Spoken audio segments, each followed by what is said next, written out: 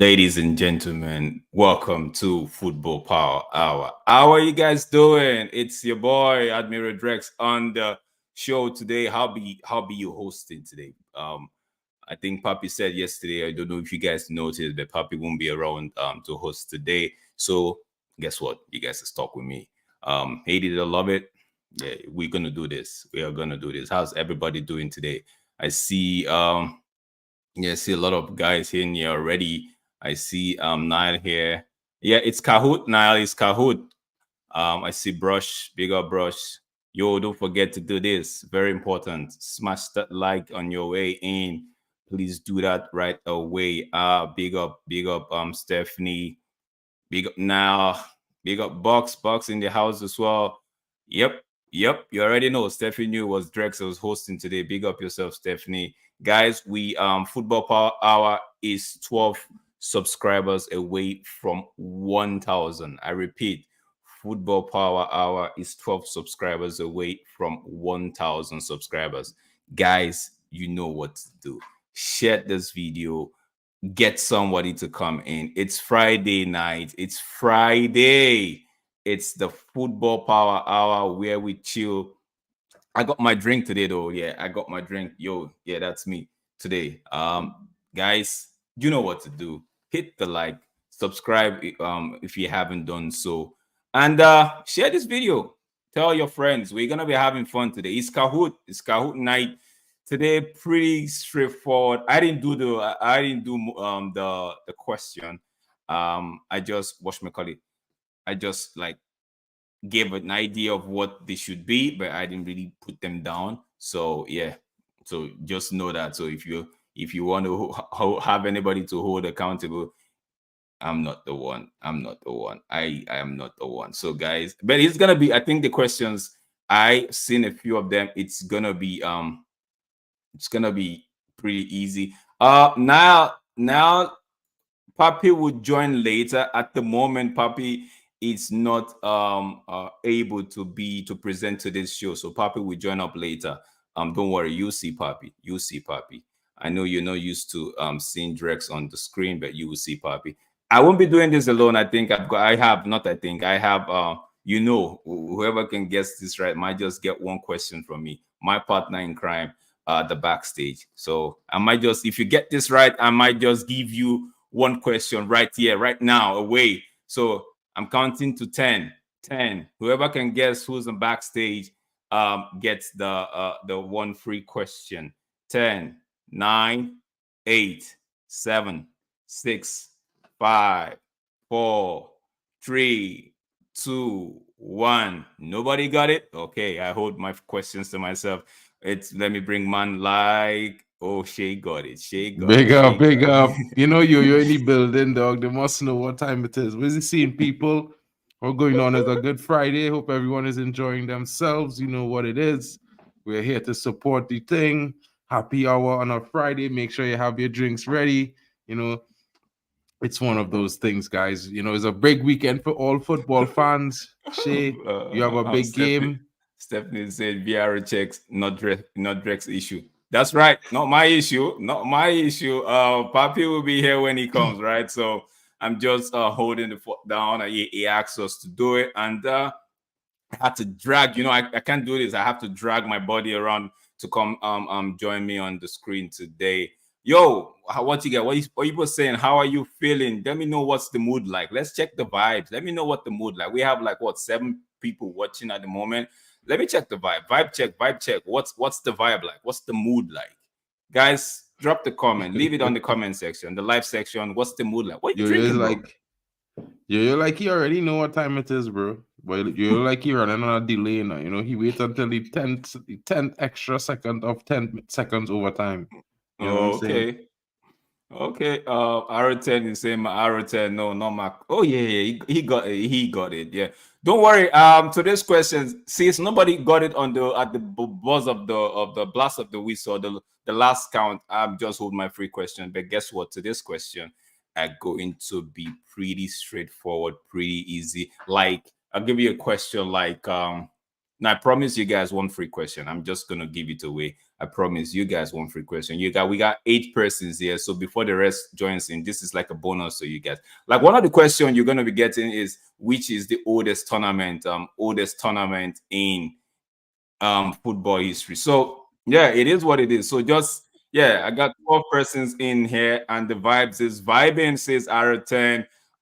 Stephanie coming in with the vibe is buzzing. Oh, nice, nice. I like the vibe. Yeah, can I? Because I think I'll be feeding up the vibes today. If you guys give me something good, and that would just be no man. You should, Stephanie, you should hold on to it. I don't think that's the answer, but let's see what it is. But I just for those of you that were here early, I decided to give you an Easter gift. Hold that strong. And everybody that's what should I call it? Um celebrating Easter. I want to say happy Good Friday to everybody. Hope you're good. I know GB definitely does. I don't know if Lady Stephanie does, but I want to say happy Good Friday to you all. And yeah, so let's go. It's without wasting our time. We got 11 persons in here. Don't forget to share. Don't forget to like. So far we've got 9 likes. I have 9 likes. Okay. I think I have 3. Is that 2 persons? Okay. Who's not done the due diligence? So guys, please take our time to like this video. Subscribe if you haven't. I know a lot of us in here have subscribed already. And yeah, it's Kahoot. It's Kahoot night. It's Kahoot night. Don't forget, it's Kahoot night. You hear it playing in the background. It's Kahoot. Arden, you made a special request. I hope you're ready for it, though. I don't know. 99999. Nobody don't watch that. That is not even considered football. Nah, Like you made soccer. it. I think Nile That made a have special no request part too. in I'm cahoots are gonna. starting one Uh, time. Anytime. Bruds. Bruds.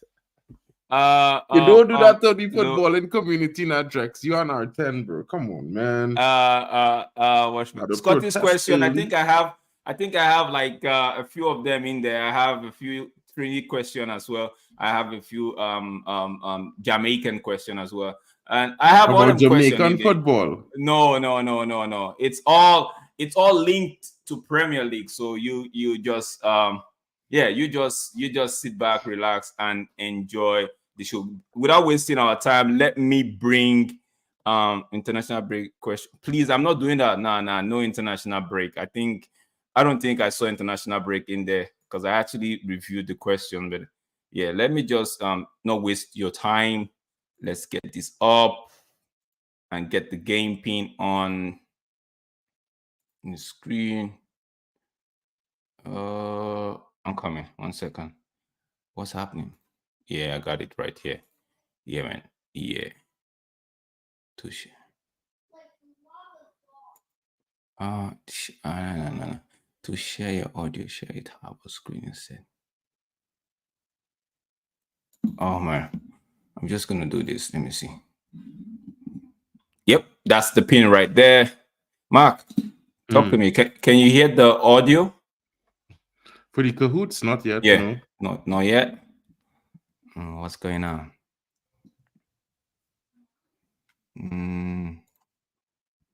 Let me see. Let me stop sharing for now.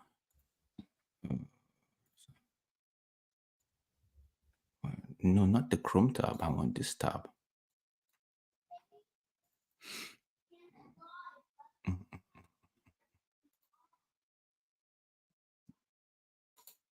Boo.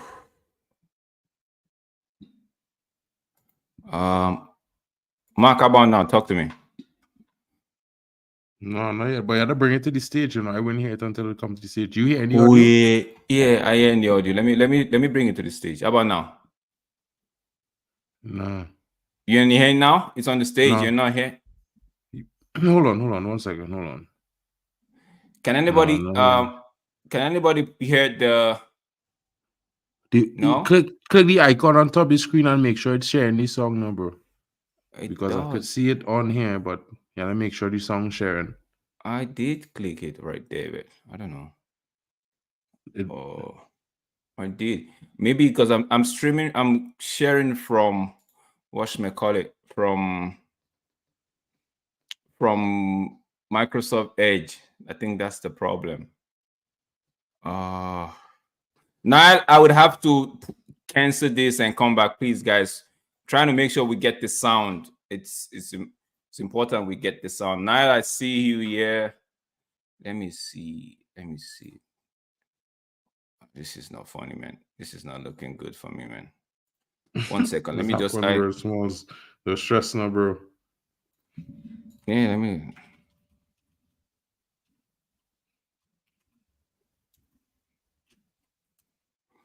Sorry, guys. I'm trying to make sure we get the sound across to everybody, but for some reason, it's telling me it won't let me do it. You really need the song, to be fair? I don't know, guys. I don't know what you guys think. Talk to me.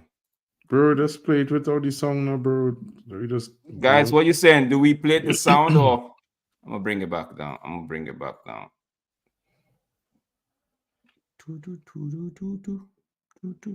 Let me see what way I'm going. Let me log him back. Power.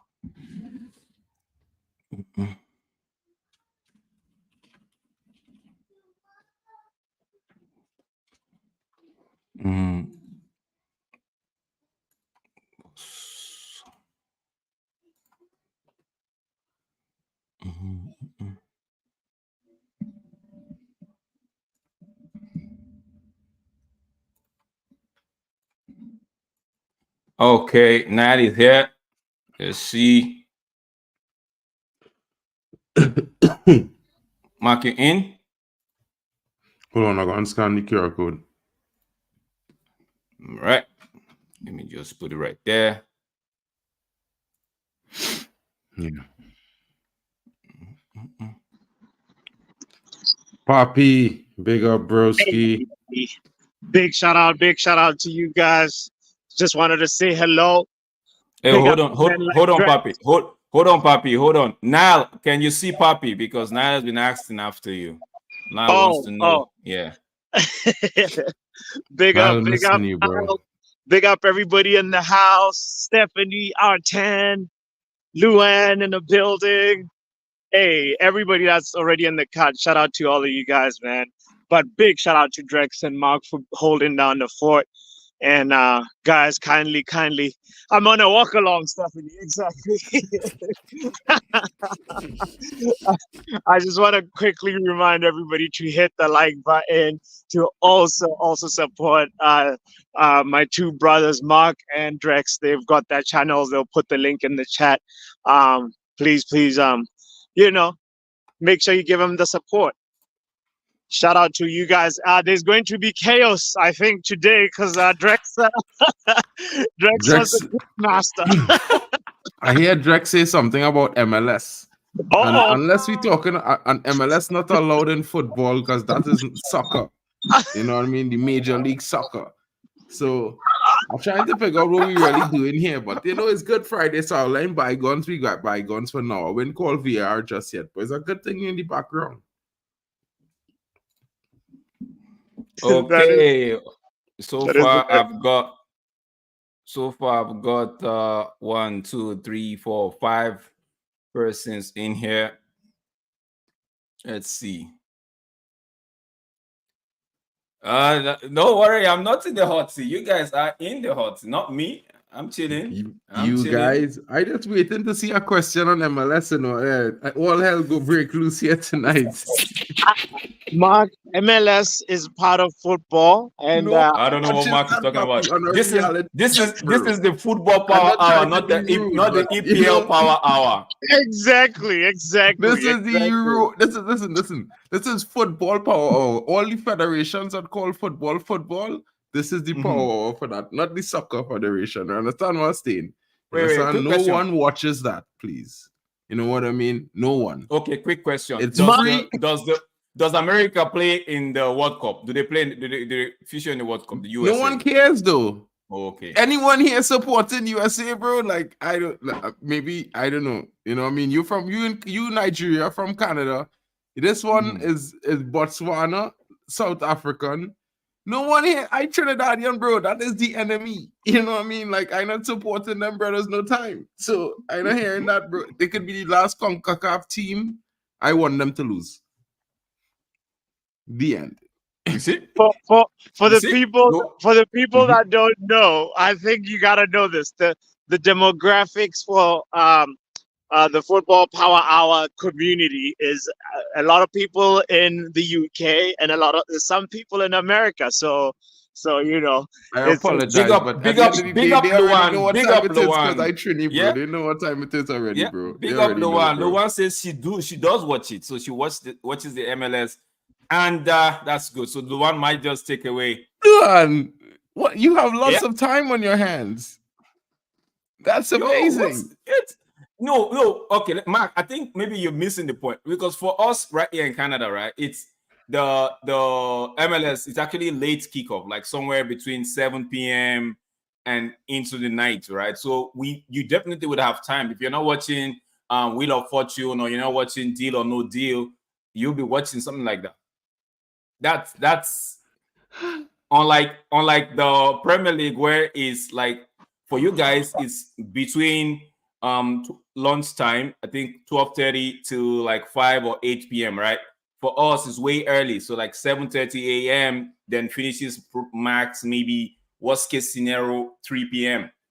So we have the rest of the day to actually do anything else we want to do in terms of what sport we want to watch. So MLS, it's football. You Forget know, about it. I MLS is understand what football. you're saying, bro. But even when I was living back home or Mm-hmm. in the US, bro, Mm-hmm. I was watching Premier League and Italian League. I was not watching the MLS, bro. Like, you could give me free tickets to go see Inter Miami because I was living in Florida, bro, in Miami, bro. Not going there, bro. To do what, bro? Manchester City Scouts are looking. They're signing a new American wonder kid who's 14 years old, Uh, called Albert when an Sullivan or something American like win the that. Premier League, who's not a goalkeeper, talk to me. Talk to me then. We go talk then.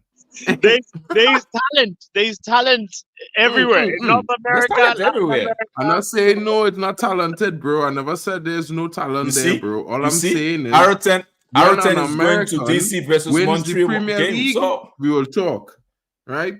Until then, you know what I mean? but wait, Because but listen, an American has won the Champions League, hasn't he? I mean, I'm talking about yeah, but he was on the Okay, bench injured, bro. He was injured, bro. He was okay. injured, bro. No, He was I just injured, gave you bro. one now. You know. What are you talking about, bro? Okay, He never, Arroton is bro. gonna be Like, Arroton anyway, is gonna be in the DC United versus Montreal. Arroton of all games big in up the to you, MLS, R10, for putting you yourself through pick that DC torture, bro. United and Hope you have a Montreal. good game. You know what I mean? Arroton, you picked DC United or Montreal. Was it a free ticket? Telling you, bro. Like, man, I feel like if I don't know what I say, No, bro. Listen, I know wait, Real no, Man, bro. I went to Mark, school with Real Man listen, playing football in the Mark, MLS, you know, bro. Mark, listen, You know what I Mark, mean? listen, Mark. But Yeah, I you know what I know. mean? Listen, Like my brethren Seattle Joven Jones Sundown, bag up the Seattle MLS, bro, Sundown. was top scorer for 2 seasons in a row and thing. The games I would not go to pay my money to go watch is one like this: DC United and Montreal, or Toronto FC and DC United. We have Colorado Rapids. Those guys are actually good. The one thing I don't like about the MLS is the break of this Eastern and Western conferences. I don't like it. Yeah. Listen to me. First and foremost, there's no jeopardy, right? There's no relegation. So yeah, it's more like it's franchise, all franchise. We don't listen. If it had no jeopardy, there's nothing to play for, bro. There's no aim to be the best there. Like what? Like, bro, my little bro, they're just bro, 2 of them MLS clubs. You have a my question. little brother contract, bro. He playing at PSG. I tell him if he only signed that, we divorce as brothers, bro. No more, bro. Like we done. Turn my back, bro. Come to Europe next week. The end. Mark. Yeah, bro. I keeping it real 100, bro. Don't play on that madness, bro. Don't be on that, bro. We're playing any career before we're playing Kahoot. Guys, we're playing Kahoot tonight. You could quickly go on the web if you don't have the app. Go on the web. It's kahoot.it. Put in the pin and follow the on-screen command, and you will be at the lounge waiting for the game to start. 500 golden ML. Yeah, listen. Arroton, okay, it's a night out. Okay, because I'm so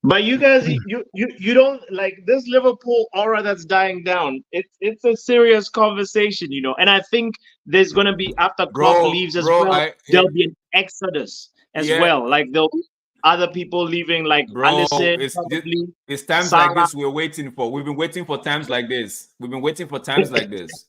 The Liverpool Yo, era we've been is waiting for coming times. to an end. Yeah. oh man, I Eric Ten just Hag said said it, what he they said. were making fun Errors of him. has come to an end. He end club Yep, FA Cup yep. era already earlier this season. He gonna end that Premier League run just now. Watch and see, bro. He gone beat Liverpool twice in Old Trafford in one season. No manager never do that before. Set a record there. When that happened, bro, Papi, you didn't see how many men jumping onto the ship right now, Papi. A lot of men hacking onto the Ten Hag ship right now, A lot of fence They're sitters, scared, bro. they They're finally scared. jump They're off the scared. fence. A lot of them are scared. They already know. Like they're scared. Bro, you know why? Yeah, why, right? Wow. There have been reports going around, floating around Germany that Bayern Munich looking at Eric Ten Hag. Real Madrid looking at Eric Ten Hag. And another club is looking at Eric Ten Hag from Italy. So I just saying to myself, let men play mad and figure out, this manager not rated by top clubs.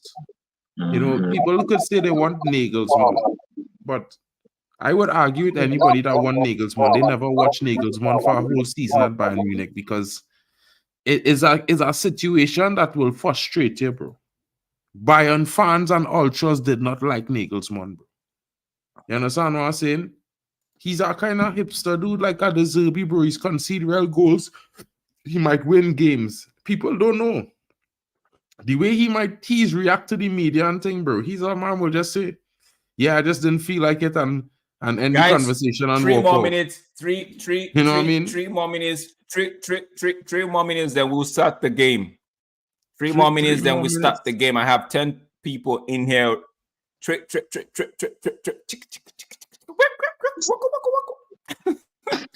All right, DJ Drex. That's Max's job. Shout out to that's Max's job. Yeah, that's but Max's job. I just say it like three. I just say 3. You know what I mean? Because I from the islands, bro. That's always the bro. Have See, no bro, THs. bro. Me. See. When I was taking the English, somebody in the chat said I was delivering fries. They were right. Me, right? Is English your native?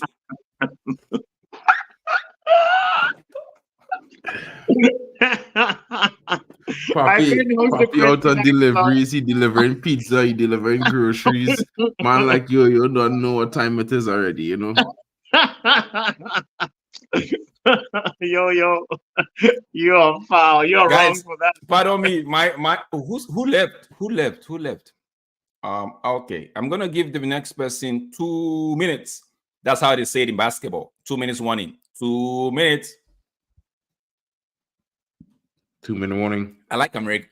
Yeah, I like American sports, right? Every day for the I NFL. used to like basketball, and then they make basketball a non-contact sport. Then for and basketball, I was like, what's the point?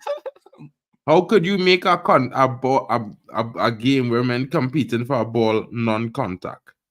That's insane. I was like, basketball is dead. You know what? They lost 30% of their viewers, and they're still declining. So maybe they need to add jeopardy in those leagues so they could get viewers back who actually think the team's playing to win and not just, have an agreement. You will make some money this year. You will make some money next year. We're gonna make some that's just year. always going on American sports. There's no actual aim to win. No, but Mark, be the best. But Mark, the truth is, people they don't. It's the fans. If the fans demand something like that, they will get it. But right now, the fans don't care. Fans are telling you that the Super Bowl is bigger than the World Cup. They never. Right? They never experience anything like that, no, bro. All they know is non-jeopardy. So they don't know the difference. But in football, fans in England, Europe, on our side of the pond, we watching football, and football in that game always had jeopardy, and you know what it means for a team to win. It's like the win is so much more. But don't get me wrong, I just watch my NFL and things. So, the college football and thing, I like it. I just watch it. So at the same time, Yeah, I mightn't watch the MLSL, but the MLS, but I just watch NFL. You know what I mean? Bro, listen, bro. I went to a You few know, games when I was in Miami, bro, but that was years ago, right, bro? And it was just like, bro, I rather go in Trinidad and watch Trinidad Premier League, bro. It's better football to watch, to be honest. I mean, they have some stars there, but let me be real. All these stars that they're going there in their retirement years. They're not playing nowhere near their best Okay, and guys, don't. dominating. Yeah, yes, you can. Yes, you can, bro. All you need to do is, because the game is about to start, all you need to do is go on the Kahoot website, which is www.kahoot.it. It's gonna ask you for a pin, right? A game pin. So the pin is 7525488. and also, and 7525488. yes, 5488, Drex. Yeah, Yeah. thank you, thank you. I want to say shout out to Hannah Clinton. Also, guys, it's the last day of is it Women's Month today? I mean March, right? Women's Yeah. Appreciation Month. I can't remember how they call it, but it's the day to sort of say shout out to you. Hannah Clinton is in the house saying hello. Shout out to you, Miss Clinton. It's Okay, very let's very go. American Let's over here. We're doing good. Thank you. let's Come go. enjoy the Kahoot game with us, Hannah. Thank you. And happy Women's Um, History Month. It's the we second last day. we start in 5, 4, 3, 2, 1. Let's go. Bum. Friday happy There's hour a senior, 56. fellas. Guys, you know the drill, right? The first two questions, no points. So how are we feeling on a scale of 1 to 10? This is just for the newcomers to be able to practice before the real thing comes in. Yeah, I Okay? mean, do a slider thing. Drex, You know, is this the right version? man thing. Huh? Is this the right version of the quiz that you're using?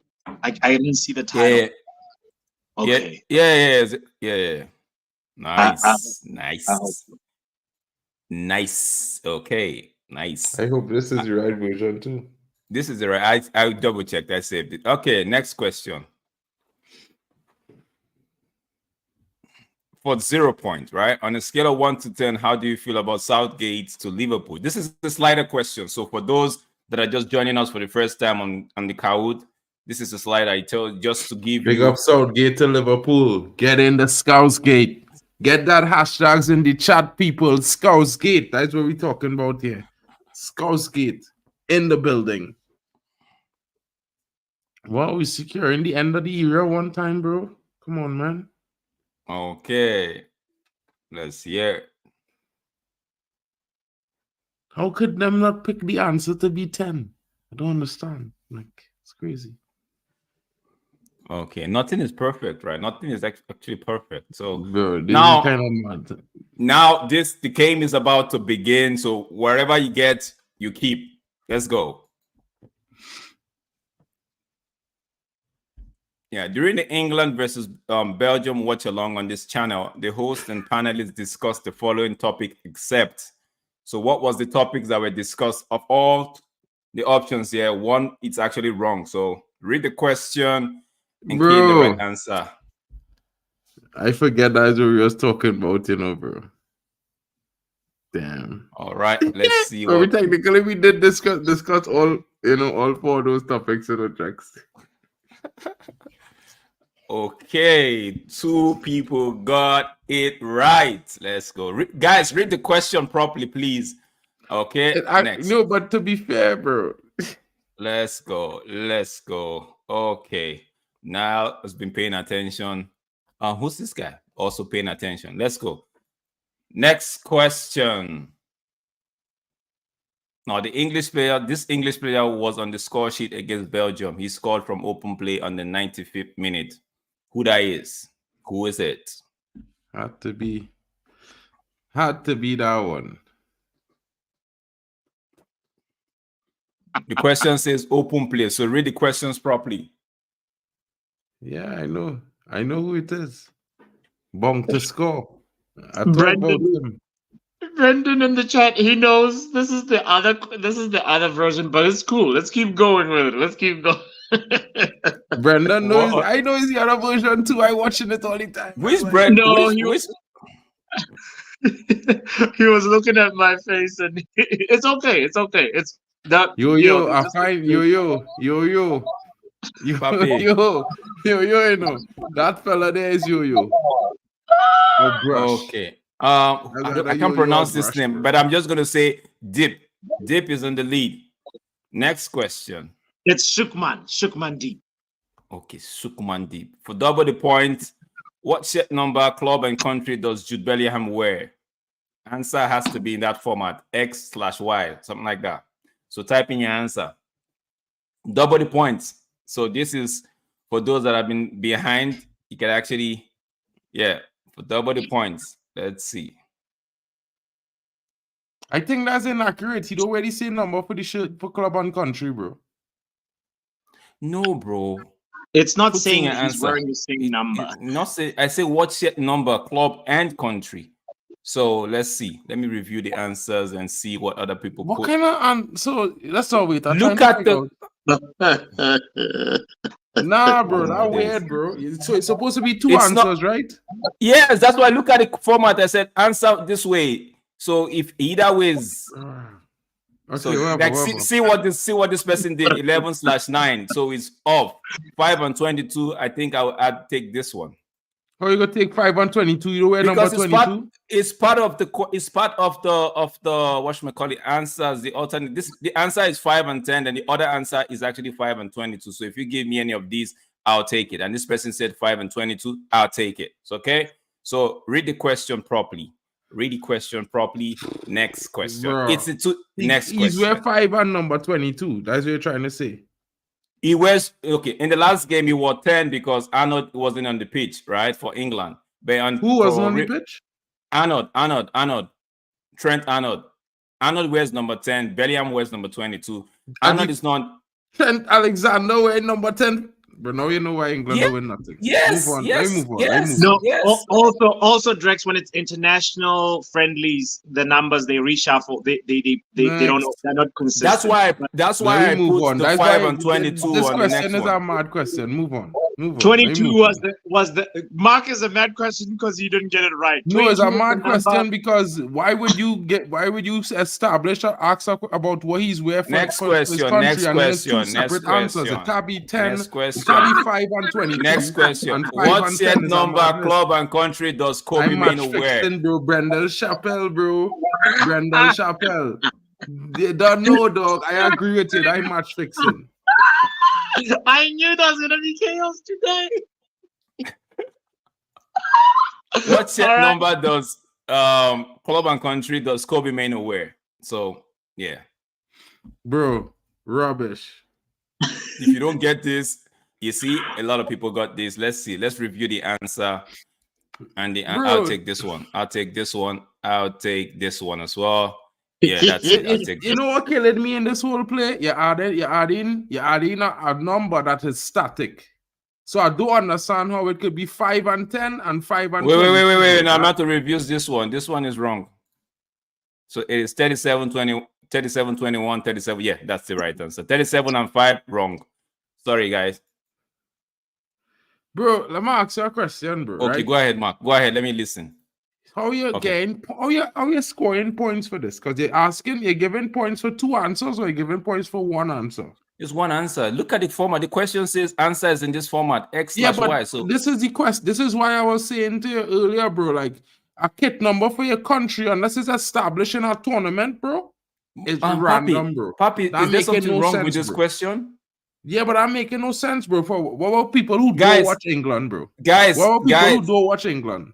Okay, guys, is this question way off the mark or what?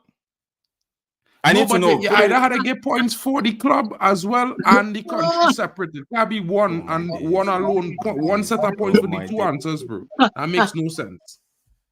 Keep going. When Keep going. Papi Keep do it going. like that, the question is split in half. You just get half points for one half right and basically thing, bro. I not on that. Okay, let's How go. am I Next seeing? question. Drexel Double the always come with points. these mad questions, bro. What set number Tom does? Heaton. Really? Yeah. Kids, Yeah. bro. Okay, what's your number does Tom Heaton wear? No one cares, bro. Mhm. This That's one the is reason for the why. observant ones. Stress. Yeah, nobody cares. That's why I'm putting this tonight. Nobody cares. Swear down. Swear down, bro. I don't even care, bro. I never watched Tom Heaton shirt number, bro. He's a rubbish keeper. I don't even care, bro. Like, swear. He doesn't wear a shirt, bro. The man not even on the Okay, pitch, bro. The man in how, reserve, how done. come how come The people are man not getting it even right? Let's go. registered Next in the question. squad, you know, Next right now question. in the Next Manchester question. squad, you know, bro. Okay, Andrew Onana wears number 23 for United. It's a true or false question. Drex, right how to sabotage the scene, bro. Every time you come in with these madness, bro. Telling you. And Okay, 4 persons got it right and 6 got it wrong. Andrew Onana wears number 24 for United. Okay, now let's go. Next question. Next question. Let's see. Double the point. Okay. Arrange these players in the numeric order of their jerseys, of the number of their jerseys, right? The jersey number. Highest at the top, lowest kit number at the bottom. Arrange. Double the points. So for those of you that have been highest lagging at the behind, top. yeah. Highest at the top, lowest kit number at the bottom. Let's go. Double the points. Some shit like that. I think by they were in 99 or something. Last week, Papi Deal gave us questions about was he away kits and all of that, right? Types of kits. So bro, that is different, bro. Man, just watch kits, bro. three people got it right. Whoa, that's I Just thought a so lot of wait. people. Yeah, I'm right about bro. Anyway, just don't wait. All right. Anyway. So But bro, Ericsson is kit number numbers, 14. bro. Like, wait, bro, listen now. Ericsson is number I'm on 14. just class kit Malacia numbers is with kits, you know, bro. With the look at kits, you know, bro. Okay.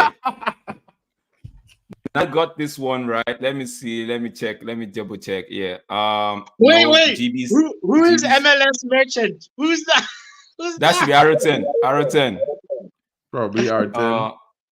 Yeah, Bayandere wears number 1, Amrabat number 4. That's correct. Malacia number 12. Then Amrabat 14. So no. Amrabat, no. Okay. Yeah. Nile is winning this one. Nile Malacia, this where one number? 12. 1, 2. Next question. Get ready. He needs to free up that number, bro. 12. Which team currently sits in 14th position for the EPL? In the EPL, which team sits in 14th position? Type your answer. Chelsea. Brentford. I don't know. Papi, am I doing something wrong? Because you've been laughing. No. It's all good. It's all good, brother. It's all good. The quiz has started. Let's keep going. I just coasting tonight, bro. I coasting on this quiz tonight. Okay. That's why Papi last minute. Papi know I real coasting on you on this quiz I'm tonight. gonna put bro. this one. This is good. Crystal. Should bro, I take this? What you Should I saying? take The Eagles, this? bro? What Eagles? It's no Eagles, brother. That is wrong. It's no Eagles. What kind of man thing is this, bro? Okay. You know, it's a football team called the Eagles, bro. You know that. Okay. Man say the Eagles. You know, what's Crystal Palace's nickname? Okay. Mark, what's Crystal Palace's nickname?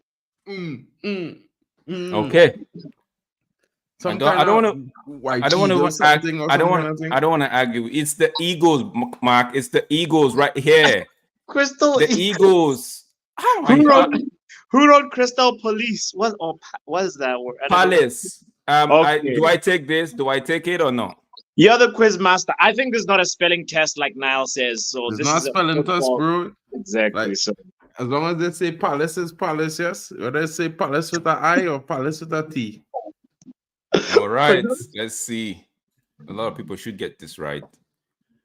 Okay, so Niall is still on top. Max Stat is second. St. John is third. MLS Marchand. Oh, my guy is fifth. Okay, next question. Let's see what's happening today. Next question. Major League Soccer holds how many clubs in the league? Eastern and Western Conference combined. Pick a guess. 21? Is it 23? Is it 27? Is it 29? No one cares. No one cares. No one cares. But a lot of people do care. I could, bro. Today, I can't believe you just No one one is back. cares until The one Man City's won the cage. Lights up one the person Premier got League. this. Okay. Let's see. I can't MLS believe this man Marshall. doing this to people here today. Double the point. Double the point. Which of these current EPL players once played in the MLS? For double the point.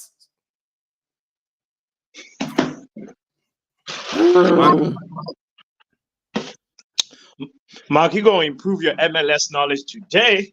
Not at all. I could care less, Pam. I'm not even bothering, bro. I'm not even bothering to waste my time with that. See, 6 people got this right. So how are we not? Yo, that's it. That's Bro, nice. I like we this. only know that because they're playing in the Premier League, King, for a backwater team. You know what I mean? Okay, let's go. Next question. Next Like, question. why, bro? Miguel Amiron once played Who for which knows? of these Who MLS cares, clubs? bro? Mark, people do know. Easy. See? I don't know, Easy. bro. Like, it Easy. could be. You see, It now could be I got Atlanta it. United. It could be. Yeah, it was Atlanta United because he was playing with Kenwin Jones. Okay, everybody got this right. Let's go. Next Which question. one is Millennium Max Stats on top. Woo, let's go. Next question. Which of these players currently play for Everton? This is crazy. I don't know. Probably Andre Gomez. No, wait.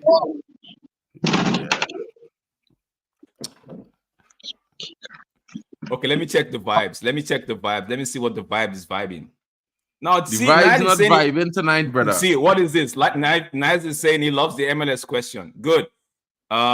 He cannot Because even he's believe he's winning. winning. Because he's winning. He's not even winning at the moment. He's second, right? So Andre Gomez definitely with got it. 8,000 Luan points. got it. Yeah.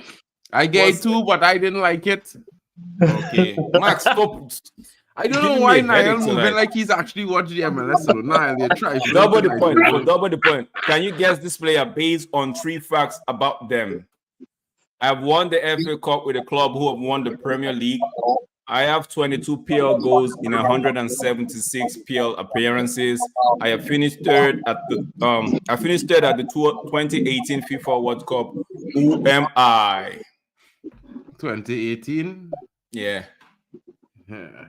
And No one that cares, is okay. Telemans. Let me see how 2 persons got it right. MLS Marchand on top with 9,643 points. St. John second. Max Stat moved down to third. Nile fourth. Sukman Deep in 5th position. Next. Next question. Guess this player based on 3 facts about them. I won the Golden Boy Award in 2012.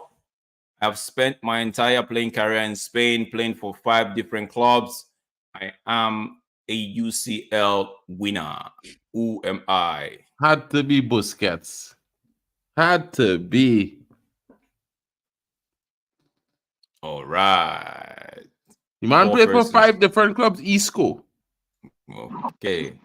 Yeah, Really? Do you know which 5. ones, Rex? Atletico Madrid, Boys- Real Madrid, Boys, I don't know which Real ones, though. Sociedad. Where's the other 2? See? Jude Bellingham is coming in. Joe Blackman is coming in here. Yeah. Isco, he got it right. Let's see. Nobody wants Isco. Yeah. It's funny. Bobby, are you because here? I rate Isco, Yeah. Yeah, you know that. You also rate on some other players like Ivan the Terrible. Okay. He's a quality Let's go. player. Let's not waste time. Quality Let's go. where the quality Next question. finishing? What? Next Top of question. the Next table? question. Talking about the speak of the devil, he appears. Ivan Toney played for these clubs, except which of them is the odd one out here? Newcastle. Manchester United. No, it's not. Bro, it's Wigan. Wait, now Ivan Toney play for Newcastle for real?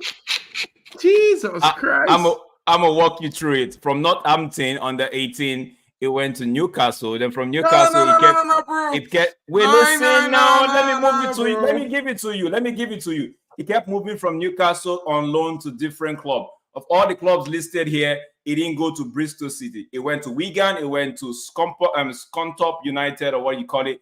It went to I totally Peterborough. Offend the lines tonight, bro. From Peterborough, that was when it moved to Brentford. My arch enemy tonight, bro. You bring all the things I do, like MLS, Ivan Toney. What next, bro? Let's see the table. Let's see the bring news table. About Dan Ashworth. Oh, jeez. John is on top. Okay, John is on top. He's got what? He's got the highest answer streak of 6. Who playing on Stern John, bro? That had to be Brendan Chappell, bro. That the True only man I feel in the last 5 EPL games, Luton has won more points than Brentford. True or false? True. Brentford lose every single game. Losers. Hopefully they lose again this weekend. When they're gonna lose, bro, I don't know what I'm talking about, bro. And when we beat Brentford, I never want to hear about Ivan Toney got it right. Again, Max Stats is on second position. MLS Marchand, I think that's R10. He's down to 3rd. Let's go. Nile and Sukman Deep holds their position so tight. Brendan, next question. Houston John. I know True or false? Houston John and no Brendan. In the last 5 EPL games, Newcastle have won more points than Chelsea. False. Probably true. You this one, there's supposed to be a maybe in this.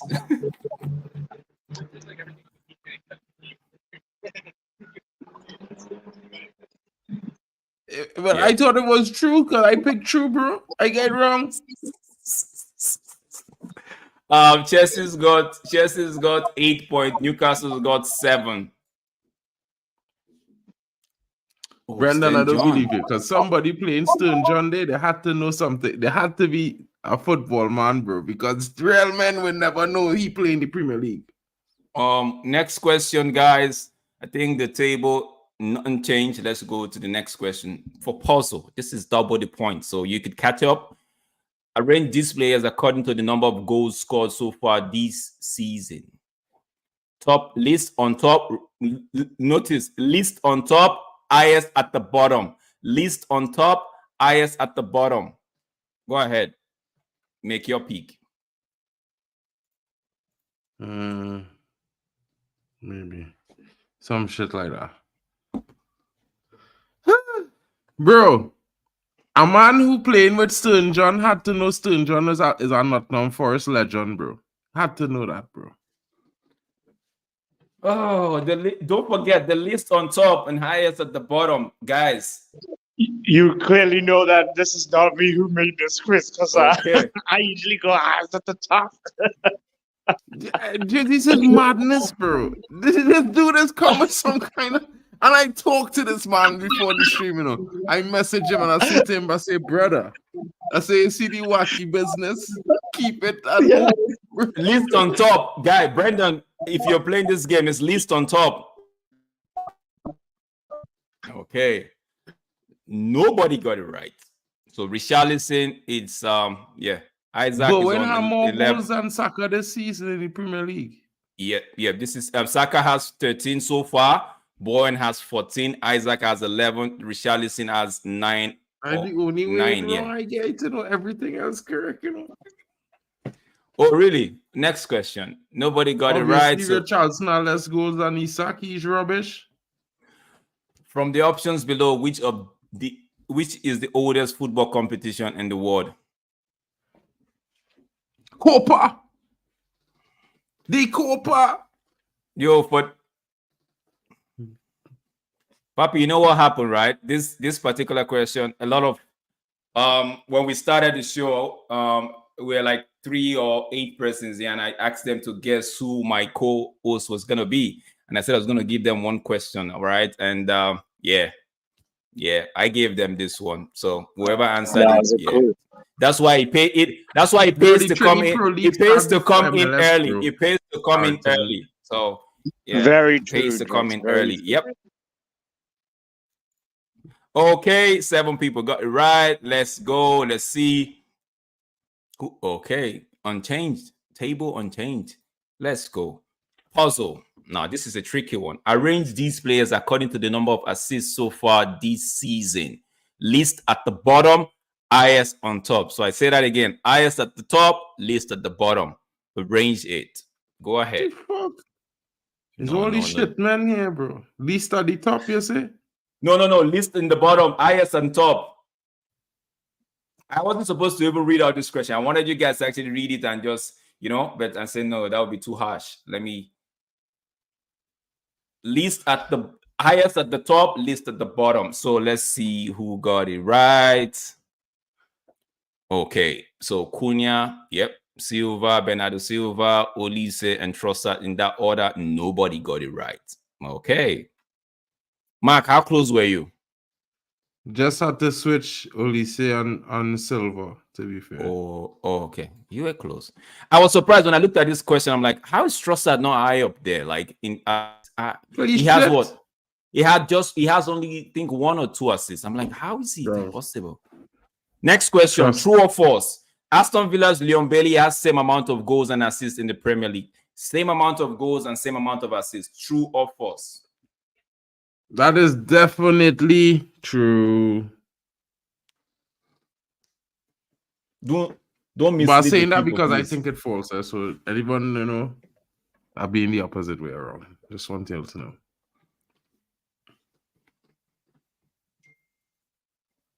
That is true. Nice. Bro. Nice. Okay, next question. 3 people got it right. Nile is moving back. Nile is back on the podium, I believe. So, yeah. Sukman Deep. Who is he's not Stern going John? anywhere. I don't know. Who's Everton 10? Following the previous question, what is Lembele's Premier League goal and assist so far? So the number of goals and the number of assists put together, yeah. So if you put the 10, number of 10. goals and if you put the number of goals and assists together, you get the right answer here.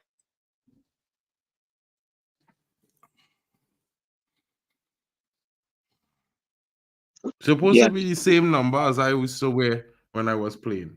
Well, then I guess I'm wrong. Let me see. It really is 10, 10. I thought it was 12, 16. Nice. Yeah. He doing well All for right. himself. So he's got 8 goals and 8 assists. Let's go. Next question. Let's see. Oh, okay. Nobody got right. Type your answer. Binder, where's what shit number for United? What shit number does Arte Binder? Where's for 10, United? 10. A lot of people are gonna get this wrong. He's number 9, right? 10, 10.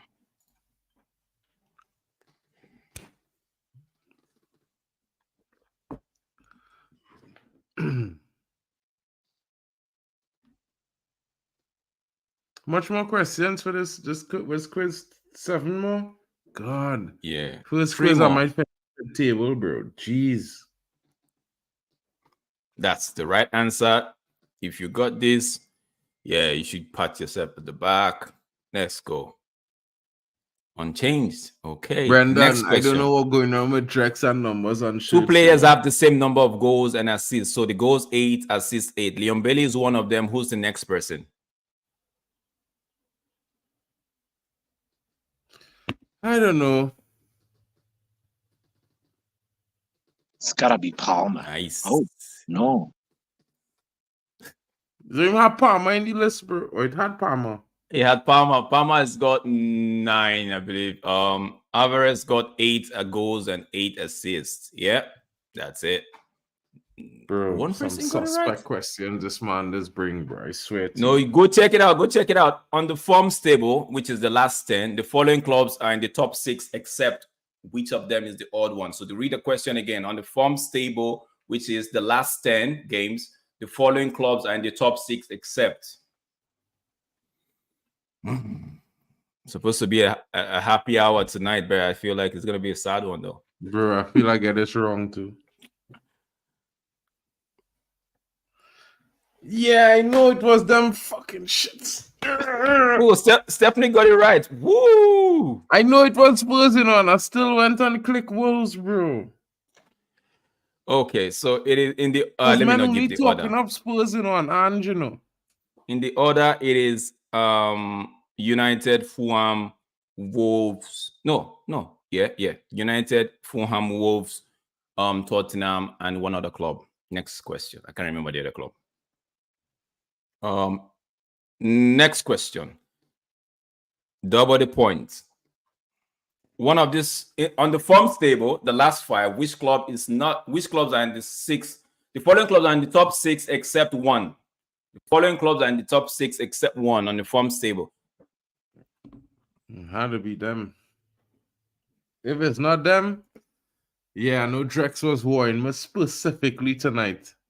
The hate is real because he finally be finishing in top 3 too much. Yeah, I know that, bro. I know that, bro. In the form tables, last 5, the following clubs are in the top 6. What kind of mad question is that, bro? Papi is definitely. This shit is crazy. Papi is definitely Crazy, bro. Papi is definitely thinking, Drex just. But United win most of the games of a lot of teams, bro. So we should be in top 6. No, we're not. United. No, we're not in the top. In the last 5, the form stable. It is Aston Villa, We Tottenham. won 3 of our last 5 games. I'm telling you what it is right 4, now, bro. I'm telling you what it is right now. In the last 5, it is Aston Villa, Aston Villa, whatchamacallit, Aston Villa. Who I else? just ask you to clarify because the last 5 games we win Mark, 4 of 5. Hold this question down. When I finish the quiz, I'm gonna pull up the table and you see. Let's not argue, okay? Papi, pardon me tonight, right? You saw the question, so next question. We're almost. I think this is the last question. So we're gonna go and find 4 persons got it right. No, okay, only 2 people got it right. Sorry, my bad. This is the last question. And now, in the position, we've got nice. Mark starts in second, and number 1 goes to. You already know. Who is this guy? St. John. Who's St. John? Who is this guy?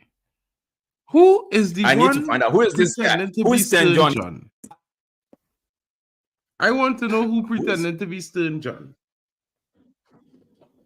Who's St. John? So whoever it is, they know this dude because this dude was a Nottingham Forest legend. Anyway, more important. Shout out to Stern John, by the way. Big up to you for being number 1. Shout out to Stern John. Niall, what position were you? Time to examine. Last run of 5 games. Examine that question immediately, Drex. We want to see. Because if we win 4 of the last 5, I know we beat. In the last 4 games, we beat, but we didn't play Villa and beat Villa in one of them games. So even either which way, we had to be even because we went 4 or 5. They couldn't have win more than. Can you see my screen? Let me bring it up. Can you see my screen, Mark? Wait 1 second. Can you see my screen? Zoom in. Let's see. I can't. Let me see if I can zoom it in. How about now? Now, in the last 5 games, this is 10, right? This is the last 10. So in the last 10, we've got United, Wolves, Fulham, Tottenham, Aston Villa, Chelsea. Now in the last 5, we got we Fulham. Lost 2 games. What 2 games we lose in the last 5? We lost City and we lost to Fulham. Oh. So you see, we're out of it. That's true. We'd have the same point as Fulham and Tottenham, but you know how the table goes, so we're out of it. So you see, Aston Villa, Fulham. So What I website is didn't. this, Drex? This is flashscore.ca. Okay. All right. All right. Big up, big up. No, but Stern John gotta get the congratulations. You deserve the accolades. Shout out to you and everybody that participated in the quiz. This was a very very MLS I centric don't know. American quiz. Drex, you should have put what's the name of Beyonce's album that dropped today. That No, would have no, been like. no. I don't even know. I don't even bother myself with Beyonce and this stuff. No, I want no, it's definitely it's not all about like I wanted you guys to just look past I wanted us to just look past the win, the highest goal scorer, and just take note of those little things that we tend to just ignore. Like the shirt number, the kit numbers, Very true. the yeah, so those things we tend to ignore them. Like if you wake me up and ask me what kit number does Malasse were put on, right? I wouldn't even tell you. I'd be like, yo, I don't know. Killer. Nobody cares, you know? Killer. So Killer. No one Yeah, cares what number Kita Meaton wearing, bro. You understand what I'm saying? Right? He's a Manchester United no, player. I I almost put in a question like this. What time Papi, did Eric all Ten I'm Hag saying, if it's substitute not this Euros, player this is for why this I tell player? man, you know, Right? ask man So- if I didn't tell him this, right? I'll tell him if it's not about Euros, it's not about nothing. Premier League is back. Focus the quiz on This is Premier League. This This is man Premier asking League. questions about national team numbers what no matter. They're not even a tournament to the No. consistent. Stephanie, I Men won't don't go even watch as and far as this one. support the country, bro. So you trying the- to tell a man here he have to support England no matter what? No. Bro. See. That's not right, Stephanie, bro. listen. I'm fighting the battle here. I'm fighting this battle. Don't ever bring a number like that, No, bro. but Drex gave me an idea. It's like how many corner kicks. No, I wouldn't go that. I wouldn't go that low. I will end it at maybe end it at shots on target or end it at possession start. That's I wouldn't go to throw-ins. It's too. I might dive into yellow cards, but no. Yellow card. No, but today, Mark, Vicky says calm down. Vicky says calm down. Mark, Vicky says calm Okay, down. I'm calm. I just did not like the numbers thing because I was like, okay, it's either. Let me say.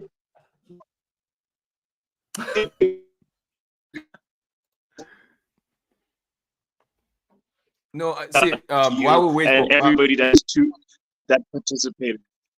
I gotta step into Papi, work you need to right now, repeat so I'll because- see you guys Oh, soon. All Yeah, right, we'll talk soon. all right, Peace. yeah. Yeah, Vicky, like I said earlier, I just wanted to make Guys, it make look sure at you least support people Drex should pay and Mark on their channels. By the way, make sure you kindly go to their channels and subscribe to them. Big up, Papi. I know Mark was expecting questions like who won this, who did this, and that. No, I'm like, you know what? We're gonna pay attention to bro, some things and that we've not been even, paying bro, attention like- to. No, but okay, Mark, take for example, right? We when they put out the lineups for each games, right? When they put out the lineups for the games, especially for United games, right? You see the kick number on the left, you see the player's name. True. So I know people don't pay attention to I have this. no So problem. I get it wrong, okay, you know. okay. I have no So problem. I get it so wrong. what's the problem now? Before we jump the into number this, for Mhm. Jude Bellingham jersey, right? It's either it was 5 Okay. and 10 or it Okay. was 5 and 22. It can't be both because then they're making it complicated. No, it's 5 and 10 or 5 and 22. Can't be that, bro. Okay, Understand what I'm saying? Okay, That's why I say it should I leave get out your the point. national Yeah, kit. I get your Because point. then it would make it complicated because the answer is the answer. So, you know what I mean? get Like your the point. last game he were 22. The game before that this he were game, 10. no. This game he wore 10. The last game, Belgium, he wore 10. The game before, the one they played Brazil, he wore 10, right? Whenever Arnold is on, whenever Trent Arnold is on so understand what I'm saying, bro. Like if he wore 10 those last two games, this was the international break. So if it was relevant, it would be this international break. So therefore, the break before, which was like 6 months ago, makes no sense because this is the new number he wearing. That's why I put in there as the additional option of if you give me 5 and 22, I would I would take it as well. Because the real answer is 5 and 10. So if you ended up putting 522, and I'll take it as well. And that's gone. Vicky says she has to admit this was a hard one. Yeah, Vicky. Yeah, Next week, it was hard, but I just Papi say is like gonna come in and give I you I guys rather some like more. you ask like more like finite questions. You see that kind of 5 and 10 and 5 and 22 thing. Okay. It's not That's gonna come it's not that gonna make no happen sense again. to me. No, My but brain whenever not just into that, but but fine. the truth is, whenever you know Drex is gonna be anchoring this show, just be ready, be ready, be ready, be ready. Yeah, Mark, what was saying? Tomorrow, the Premier League is back. Club football is back. I know a lot of us are Yeah. excited to actually see watch United. We can't wait. I think it's what it's for me. It is 5 p.m. For you guys, should be like 8 or what? Well, for me it's gonna be 9 p.m., but for Yeah, everyone else it's gonna be 8 p.m. 8. in the So I UK. think that's the last It's a yeah. late game. It's really problematic for fans, especially the away fans going to the game, because, as you know, there's engineering works going on the railway, the national rail. So there's Mhm. no trains because the last train leaves 2 minutes before kickoff. So it's going to be a problem for a lot of fans. Like Vicky, she's unable to go because she would be stranded if she went. It's it's a tough one, but it's also catered to the fans like us who are not actually in England and are going to be viewing on the television. So it's a give and take in the situation. And sometimes the fans who are at home, they are the ones that lose out, which is difficult. I didn't like that situation, but I do think Manchester United is going to go in there and have a really good game. I think it's going to be a tough maybe first 25 minutes, but I think we're going to get through the game because I feel like Hoyland is going to be back. I always say I back him every time this season, and I think he's going to come up with another goal again to set the tone for the game. But I also think this is one of those games where he's going to come really big because he hasn't really scored in the FA Cup in the last game he played, but I feel like it was his, match fitness really. So I'm looking for a big game from the young Dane. I'm thinking maybe he's going to have a hat trick and maybe a goal from Anthony to start to finish things off. So I get my 4-1 prediction because you know what? The cheater's on the field, so he's probably going to get a goal by some means. You know what I mean? 1 second, Mark. 1 second. Okay, football. Papi is saying, by the way, people haven't given their predictions, and I think he went on to start calling names. Vicky and Brandon. Yeah. Yeah. Well, guys, you can leave your predictions in the comments here, or if you want, you can go to the community page on Football Power Hour and leave the predictions there, and I will put them into the chat in the AM, guys. Stephanie saying she's considering going to the pub to watch the game. Need a drink after that. I'm not sure, Luan. Maybe Papi could let you know if he checked his notifications, but I'll check the members chat tomorrow and put in the predictions in the morning, so you could remind him just in case. Mark, let's week a quick one before we have two. I don't know what should be called. I don't think the Liverpool game is that big of a game, but we have the Man City Arsenal this weekend, right? So yeah, I know this is Football Power Hour, everything football and everything related to the EPL, but we are United fans to the core. So, but we're still going to talk about the big one now, Manchester City versus Arsenal. What do you think about that game? Talk us through that game. What do you think? Guys, if you want to come in and have your say on the fixtures for tomorrow on Saturday, that's tomorrow, right? I keep saying Yeah, tomorrow, that's bro. tomorrow, bro. Yeah, I keep saying you could come in. Yeah. The What link you is in the saying? chat, guys. You can come in and have your say. I mean, the Arsenal City game, I think it's gonna be another boring game. Shit watch, really. Why? Why boring? Because it was a shit watch in the first game. Okay. You know what I mean? It was a shit game. It was a game where everyone has said it was tactically superior, but basically there was 4 shots on target for the entire game. Arsenal scored 1 goal at the end. It could have been ruled out for some reason or a foul or something like that. It's one of those things where it was just like it wasn't really entertaining.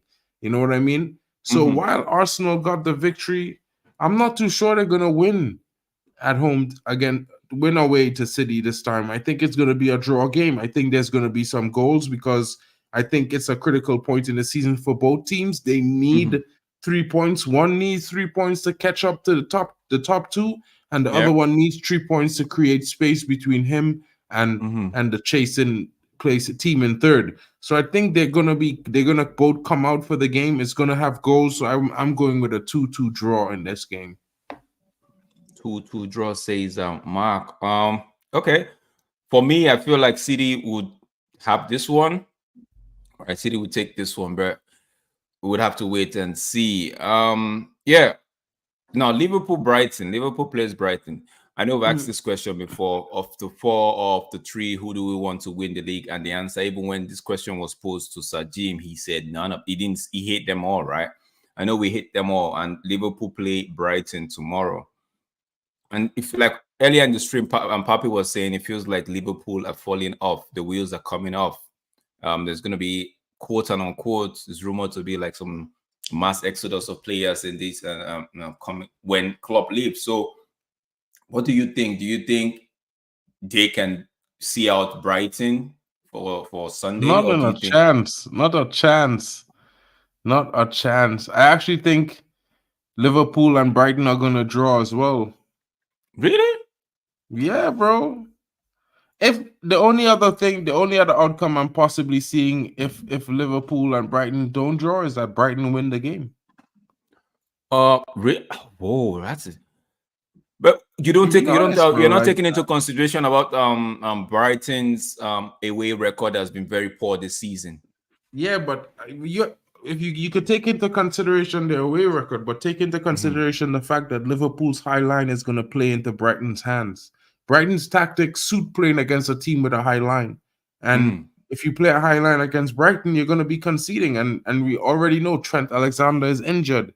You know, they have Kwanzaa and just Van Dijk. Van Dijk is gettable. We've done it to Van Dijk ourselves. And Brighton, you know, they got a young Evan Ferguson. And he last season, he had a few games where he scored braces and he scored a hat-trick. He hasn't really had a game like that this season. I think this could be one of those moments because he's not really happy with the minutes he's receiving at Brighton right now. And he might just be trying to make a statement to get some eyes on him coming down to the end of the season so he could get someone to get him out of there. You know, I would not mind going for him. Either him or Benjamin Sesko, I think would be a fine addition to what we already have. So, man, I wouldn't be surprised if Brighton come away with a win or a draw in that game. According to either ways, I don't mind. According to Fabrizio, right, he's saying that Davies is not actually Anthony Davies, right? It's not actually looking to pen a new deal at Bayern or extend his current contract, and it feels like Anthony. I'm sorry, is it Afonso Davies? My bad, Afonso Davies, right? For Bayern Munich. Do you think he is one player that, because United are actually going to be looking in the window to see if they could get the left back, right? Do you think? Can you hear me? Yeah, but who you talking about? Alphonso Davies. Afonso, yeah, that's what I said. Nah, he's shit, bro. Like literally, bro. Like forget that, bro. Like listen, better we go and buy the right back from Trinidad and Tobago. That was twisted and turning up Alphonso Davies all day Saturday in the game when they play Canada, and you know he was lying down on the field for like 5 minutes receiving treatment for his hamstring because Trinidad right back was twisting him up whole game. Forget that, dude, bro.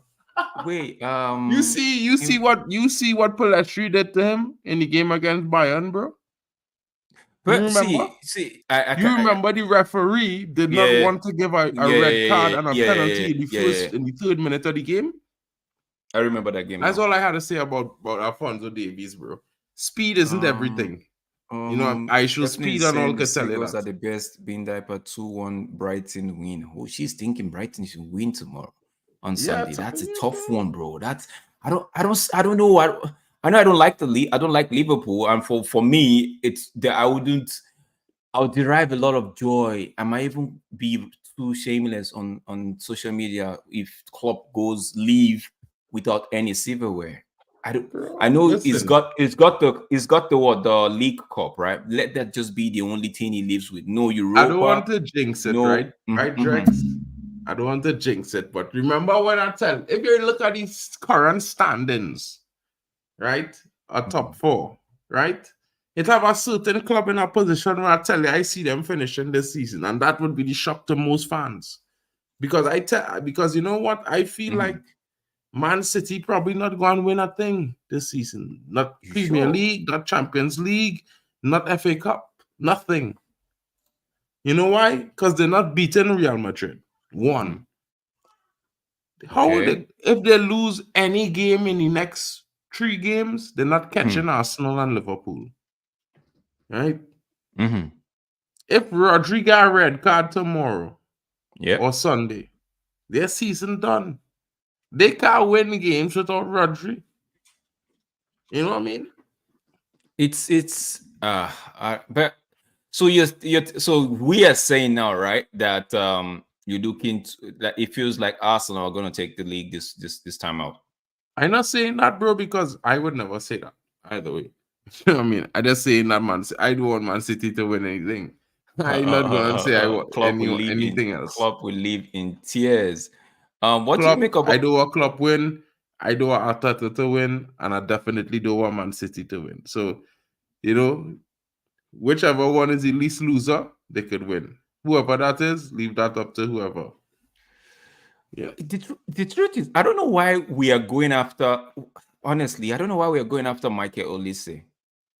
Like, someone should tell me what's in there that I haven't seen before. Like, big up Dominic.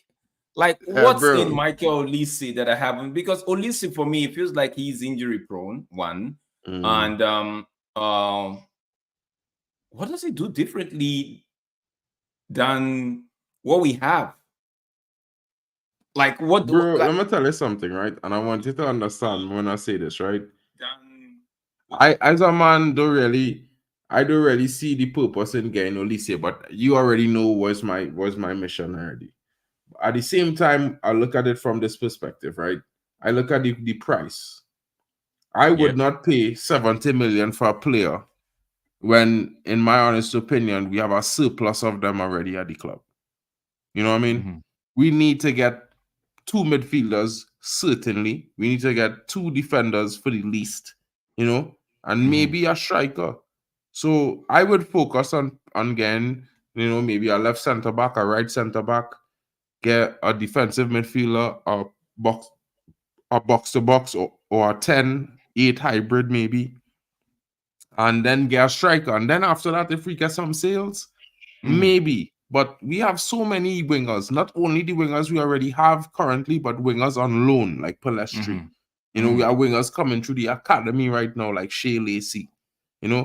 So I don't really see it being any kind of necessary reason to go and spend 70 million on Olise. Like, for one, which one of the wingers that we have he gonna bench? Because I don't Because think he can that's the bench question. Garnacho if That's Garnacho the question I've been continues asking form. myself. Yeah. And really and yeah. truly, if we compare his injury prone to Rashford moments in games, I would take Rashford moments in games over his injury prone.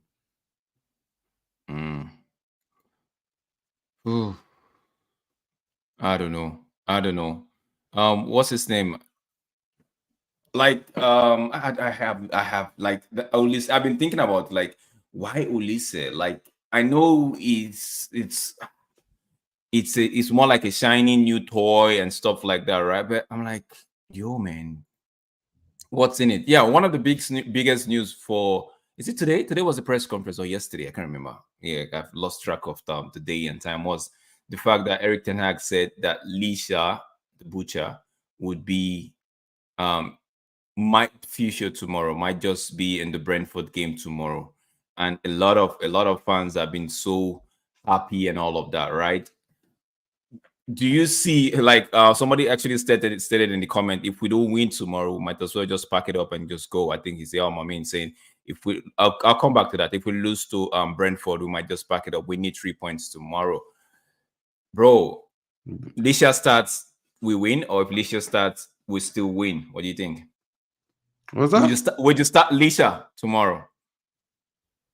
Yeah, why not? You You know, start I would Lisa start tomorrow. Licha. Why wouldn't I start him? He had 2.5 months rest. He was fit enough to train with the Argentine squad. Why not start him, bro? We need him. He's very important to the way we play. You know what I mean? I feel like considering the fact that you know he's critical to the way we play out from the back is one of those things where you know he has to play games. And yeah, you know, you don't want him to get injured again, but let me be realistic about life. The injury that he got was not because or anything related to the injury that he recovered from. A 200-pound man fell on his knee. If that guy, if a guy that size fell on anyone's knee, it would hurt.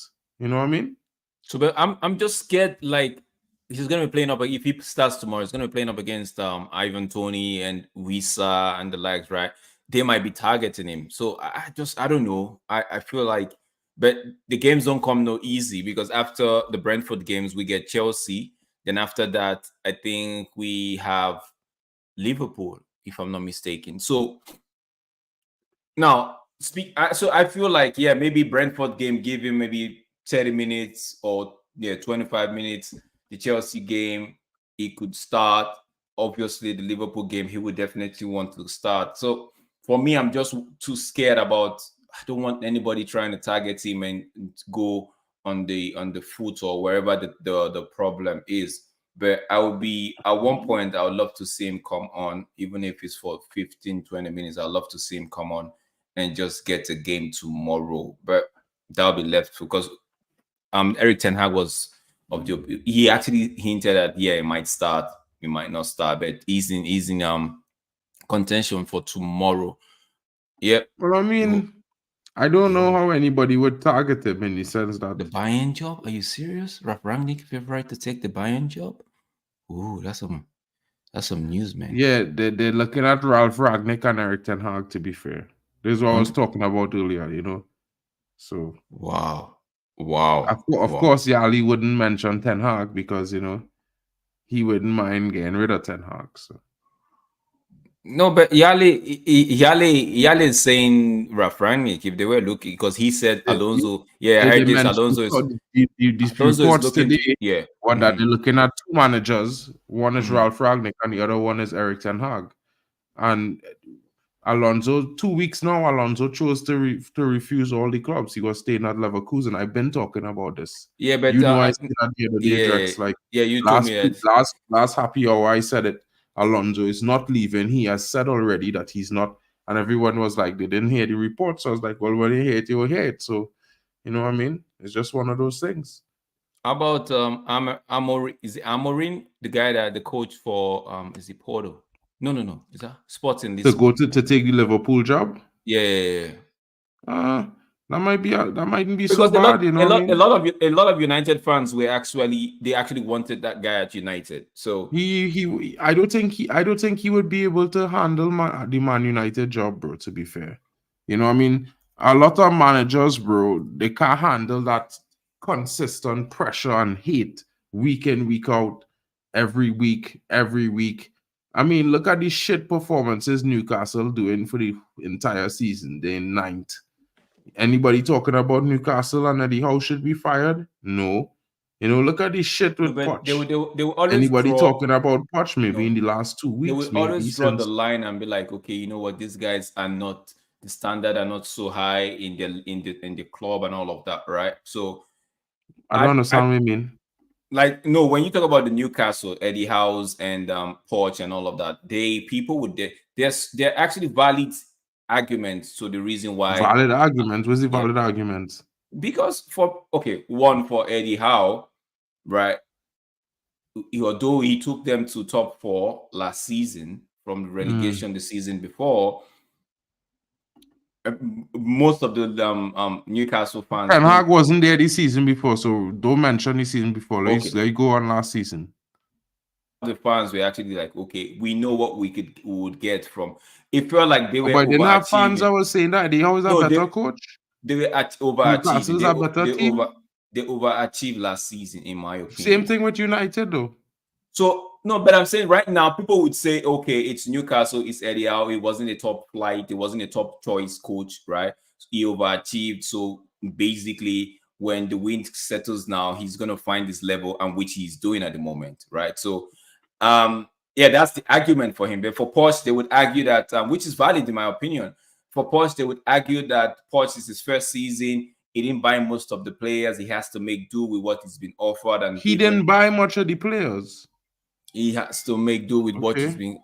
Yeah, but he has to make do with what he's been given, right? Ten And Hag too. I don't no, understand. but see, I'm trying to give you the argument on the other side, right? I'm trying to give you the argument on the other side. So, they would say that, but for Ten Hag, it's like because we fans of United, a lot of the fans of United don't they want him out because a lot of them have been crying Ten Hag out, Ten Hag out. So when you say something, they bring up the style of play to you. They bring up several things.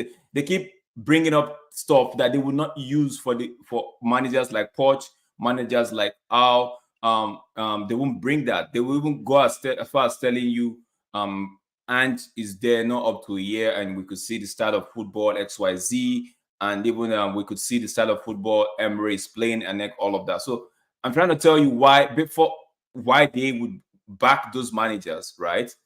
And try to bring down Eric Ten Hag or the United manager. I'm just giving you reasons why they would do that. For them, there's always a reason to let those guys off the hook. And for Eric Ten Hag, no way, because guess what? He's not playing a certain Ahmad at the right time that they want him to be played. He's not giving Pelestri a lot of game times like they want him to do. He actually moves players like Igba and the lights off so that the players like Kobe Mainu could actually get an easy passage to the first team squad. But nobody's actually paying attention to stuff like that. They're actually paying attention to yeah, he sold a lot of players. He didn't like them. What kind of a manager wouldn't actually give players time or chance to actually showcase what they have, right? Because that's what fans want. So, and when you don't do things that what the fans think in their head is right, then by default you're already stepping on the wrong toes. So for me, If the that's fans, I mean, okay, like the fans could want, bro, but who cares? But that's what I'm telling you. I'm giving you the reason why a lot of No, stakes but is being thrown at. but you gave the reasons, but do they actually make that much sense? They don't, because we're not living in the PlayStation world. These players aren't video game characters. Like, they're real humans, and humans have bad days, bad weeks, bad years, bad times. You know what I mean? And these are footballers. So if one time we're gonna say, well, Marcus Rashford, he has lost two very close people to him this season, so he dealing with a lot. Even I could see that he dealing with something bigger than football, Yeah. and it have him slightly distracted for whatever reason. And as much as I would say, bro, I need him to be the talisman week in, week out, week in, week out. At the end of the day, I hoping for him to be able to compartmentalize and be able to switch it on for the games and then deal with it in private. But Yeah. if he can't do it, he can't do it. And it's just so funny. And the reason why I say that, because fans want Ahmad to play. Fans raving about Ahmad performance. So okay, so you see, Listen, no, hear him out. Fans raving about Ahmad performance, but Anthony had a 10 times better performance in the game. He scored the most important goal in the entire game, because if he hadn't scored, we would have never gotten to level footing. And then he went back and played a defensive role as the left back. Was superb. no, but They couldn't get this past him. this is what I'm trying to tell you that I see Vicky in the background. yeah, this is what I'm trying to tell you that for the reason why they make excuses for other managers, I gave you the reason, but for United is be like it feels like when he doesn't do a certain things in line with some of the fans are the first one to call him out. So if we are calling him out, so it makes it easier for the media, right, and rival fans to actually make it and go harder on it. So we as fans, we don't protect him. They'll tell you what's there to protect. Kick him out. We don't protect him. Let me hear Vicky's thought on this one. Hi. Hi, Vicky. Hi, I'm not going to be on screen because I don't feel very well and I don't look particularly pleasant. It's okay. It's okay. Yeah. Wait, did you play the Kahoot game? I did terrible. I was half paying attention though because I was like going. So basically, speaking to you guys on YouTube and doing that app is like two different things. Like there's a time lapse. Of course. So that's why we say most of the time, just pay attention to the Kahoot game and mute the YouTube up. If you want, you could actually have, but don't look at the on screen for YouTube while you're playing the Kahoot game. Just focus on the Yes, game. but I still keep doing it. It's just a Oh, fault of okay. mine. Okay. Because I It's do it all as well. good. I It's do all it good. myself. Yeah. When I'm playing, Yeah. I'm actually playing on my phone. Then I'm actually listening. So sometimes I'm like, oh, I'm waiting for the question, and it's already on my phone. I'm like, oh no, I'm late. But let me get your thoughts about the fact that United fans don't protect their managers and players, right? It feels like we are the ones that give the media and rival fans the ammunition to actually come harm us or hurt us with. So, what do you think about that? Say that again because you kind of worded it two different ways. Okay. I said United fans do not protect their manager or the players. For the Right. manager, So yeah, there's that. Okay, go So there's ahead. that conflict, isn't there, of time is old. Like we're believed to not protect the manager because he's not making results, but then the players aren't doing the results because they'll do it for one season, but they won't continue to do it for the second season. So then that's when you go, no, the players are the problem. And then the players are the problem, but then the manager's the problem. And then it all creates a massive drama. Now, there's so much to think about when you come to what Mark was going on about with the mental health of players. We can all keep saying, oh, they get paid so much, they get paid so much. Sometimes players have so much going on in them in their life. Let's talk about Anthony. We could talk about Anthony, we could talk about how poor he is, but how brilliant he's been for Ajax and what Eric Ten Hag sees in Ajax. But he's obviously got all these allegations against him right now where he's very, very vocal about saying that that's not true, that's not true, that's not true.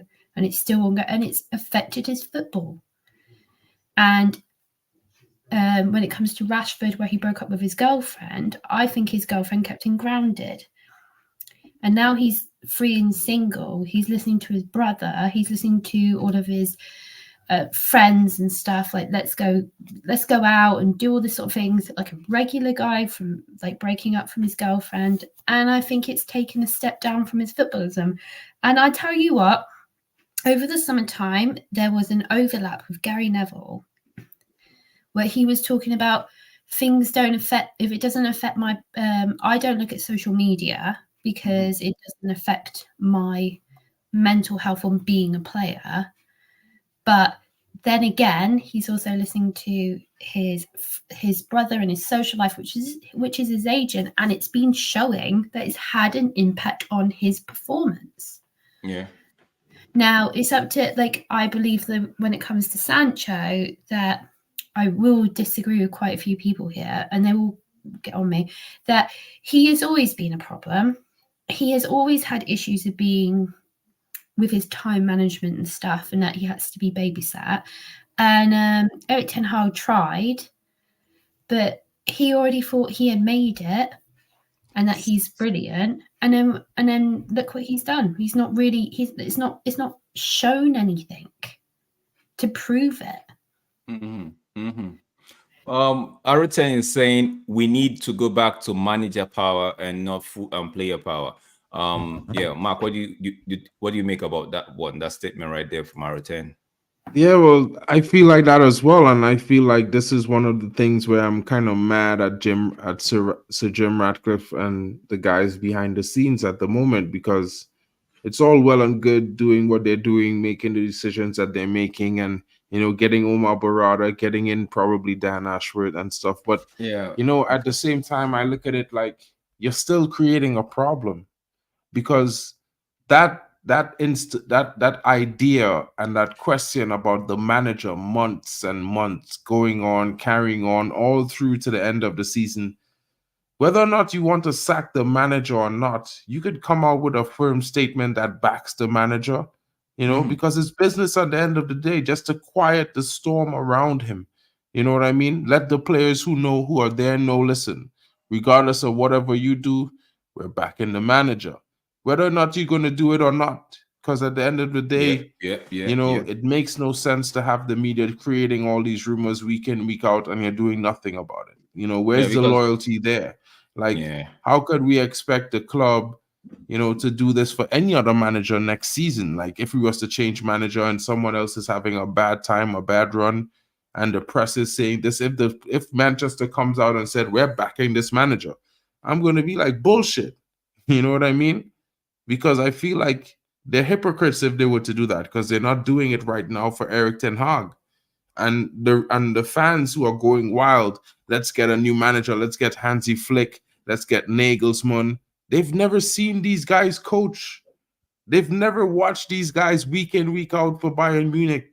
They're just watching some stat that they Googled. Because Nagelsmann is like, he's a hipster, bro. He's worse than the Zerbi. When Bayern lost games under Nagelsmann, they lost 5-0, 6-0, 6-1, 5-1.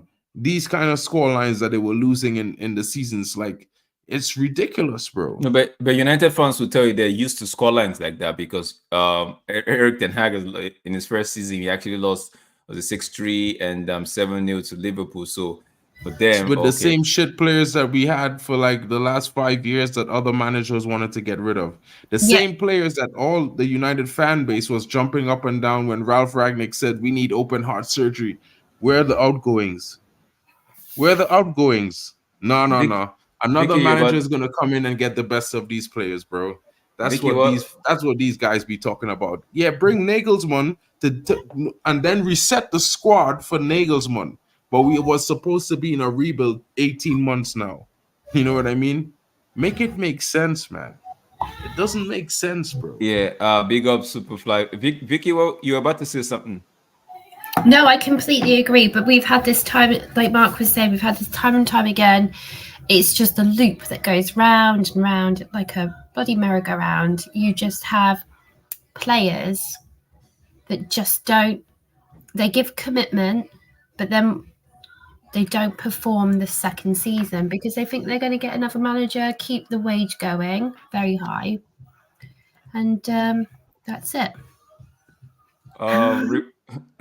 It's just the game. I woke up and I'm ready. Big up yourself, Omo. I feel like if we're winning, even without a style of play, right? Fans won't be.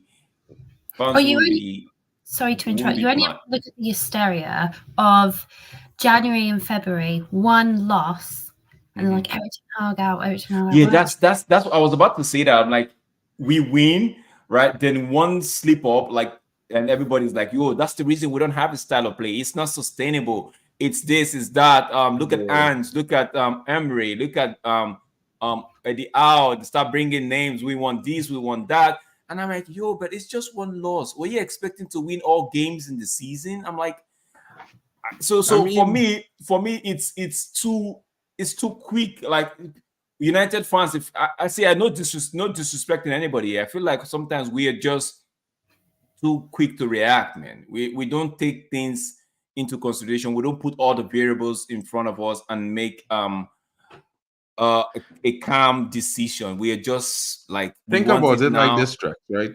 Here the definition for it right now, right? The definition is on one hand tasty and on the next hand savory, right? Which one is United fans? Which one, tasty or the one savory? Which one? Bro, I don't even know. I don't know, bro. I don't know. Because having a dynasty means something to savor, right? Winning right now means tasty because you get the win right now, but it's not consistent. You know what I mean? Because the savory taste is last. No, but they will tell you that even if with the tasty one, right? They would say it's not sustainable because there's no style of play, right? Big up Omo. Hey, what's up? Yo, Big bro, up, we cool. How Omo. you doing? I'm good. Yeah, long time me Thanks, ain't see Mom. you. Yeah, it's Ramadan in New York time, so I'm gonna be sleeping some random time. Oh, okay. What you saying? Thanks, What you Mom. saying? Tomorrow, what you saying? We playing Brentford Tomorrow tomorrow. we Yeah. win the green kit. I'm not comfortable. We should lose. We don't have Lisandro Martinez. We don't have But, Casemiro. We don't but the have. manager, Lissandro is fit, bro. What are you talking but the about? manager said he could start tomorrow, or definitely he's gonna be on the Is bench. Luke Shaw playing? What's that? It looks Shaw fit. Luke Shaw out until the end I'm of expecting a April. loss. Luke Shaw, I think Luke Shaw is out, man. I'm expecting a loss. And you know why I'm expecting a loss? Because they told me players are injured. So long players are injured, I'm always going to expect a loss. I'm always going to expect a loss to everybody come back healthy. Yeah, but Wan-Bissaka playing off the left, you really think they're going to create problems with Bissaka off the left? Okay, if everybody is fit, who's playing left back? Wan-Bissaka, Luke Shaw. Luke Shaw. Wan-Bissaka. Luke Shaw, for me, he can retire today. No, not for He's you. done. If No, everybody he's is saying fit, if everybody's fit, playing who's left playing the back? left back? It's Luke Shaw. Well, Luke 100%. Shaw, but but I think No, Wan-Bissaka stop has shown he thinking. could Stop lock thinking. Salah down. We saw Mark, it's you're no overthinking problem. it. But If that's just everybody is tactic. fit, who's playing left back? All Luke right, so you Shaw. want to speak It's Luke Shaw. hypothetically or So long as players are theoretically, there, or I'm you going to expecting a speak in loss. reality? Because Luke Shaw is not fit until April, bro. If Luke Shaw happens to play tomorrow, do you think would you change your statement? The lineup has to be Luke Shaw, Lisandro Martinez, Varane, Dallo, Casemiro, Mino, Bruno, Garnacho, Rashford, Hoyland. With that lineup, I'm expecting a win. If so long as not that lineup, I'm expecting a loss. Because I've been told that this whole season, when I was ETHL, we have players injured. So long players are injured, I'm expecting a loss. I'm expecting a loss. Fair point. Okay, I get you. That's Mhm. very productive. Oh, I'm going extreme. If players are injured, I'm expecting a loss. So long as those starting 11 are injured, I'm expecting a loss. Okay. And if we win, you know I'll be saying, listen, you know, if we win, my ETH agenda is gonna go up high. Oh, sweet. If we win, your If we ETH win. agenda is gonna go up high because you'll be like, Because how okay, you so able to win with players win injured? without. Yeah, I get you. I get you. Honey, can I just ask, just like, do you not feel any momentum from the Liverpool game? Like a little bit like from last season, where we weren't doing brilliant, then we beat Liverpool, then everybody started bringing back some belief and started doing well. I would say yes, but that international break. Go on. Do you feel like you just need to shit on it? Do you? Yes, because first of all, I love this man. I love this man. Because it's easy, as in we beat Liverpool in chaos. We thrive in chaos. We beat them 4-3. Yes, that was a good win. That's an enjoyable win. I enjoyed that win. Then I mean, I don't know you from like anything, but people like you make Man United fans feel like Arsenal fans, which is hysterical and over the top. No, but he's saying Vicky that he enjoyed the win, right? Well, we all enjoy a win, but we don't all go like hysterical when it's like for a loss. No. He's expecting a loss. Omar has been Eric Ten Hag out since I think everything 3-0 win. I think so, something like that. So he's been if that's the case, and I haven't really got much time for that. Okay, so we know him, right? Like you said, you're just meeting him for the first time. So we know. So that's why when he says if we win tomorrow, he's gonna be like, how did you manage to get a win when we've been told all season that you don't have the players to play, right? So who said that all season though? I just wanted to ask more. Who said that all season? Because Eric Ten Hag didn't. I'm just gonna go because I don't like the rabbit hole. I don't like it. I don't appreciate it. I don't even look. If you look even like Manchester United financially, it doesn't even work out with the Eric Ten Hag out. So I'll love you guys and I'll leave you guys. Have a good night. Bye. Have a good night, Vicky. Catch you tomorrow. Yeah, I just wanted to ask that question because last I checked, the only time my manager, because this is the Ten Hag Defense League, right? And Joe, I'm waiting for Joe to come and join the panel because I might need some backup here. But the only time my manager talk about his players not being fit and needing his players back was in December the 27th, somewhere there. That was right 2 days before the transfer window opened, something like that, right? In a press conference. So when a man say all season, I wonder if he's talking about Klopp, Pep, Arteta, and Ange Postecoglou, because these were the guys who, when they had players injured, was talking about, well, I can't play the way I want to play because my players aren't available, so I have to do what I can do. Mark, But I'll stop you I right like there. to keep my I'll stop you right there. I like to Ange keep my actually, system and the way it try is. my best.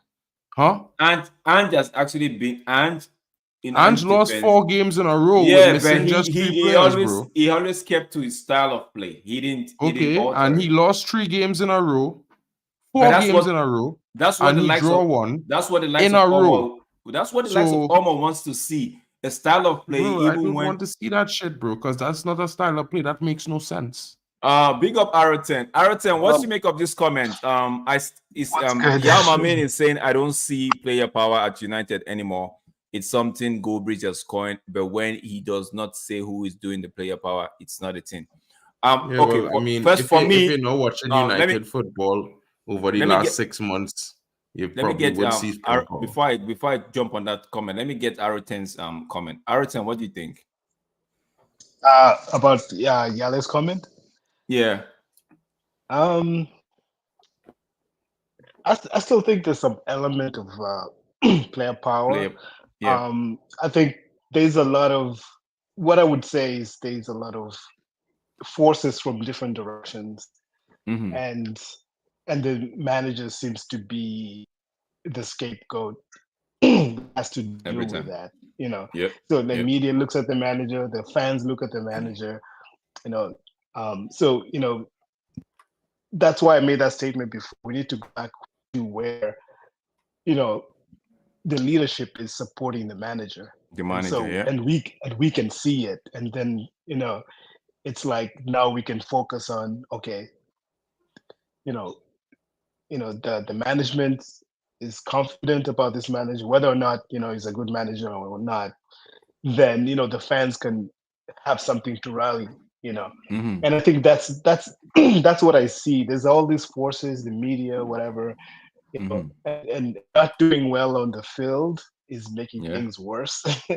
So I think that's my point on that issue. Right? Yeah, but not doing well on the field is making things worse, right? But the question is, did we expect to win all games this season with what we know, right? No.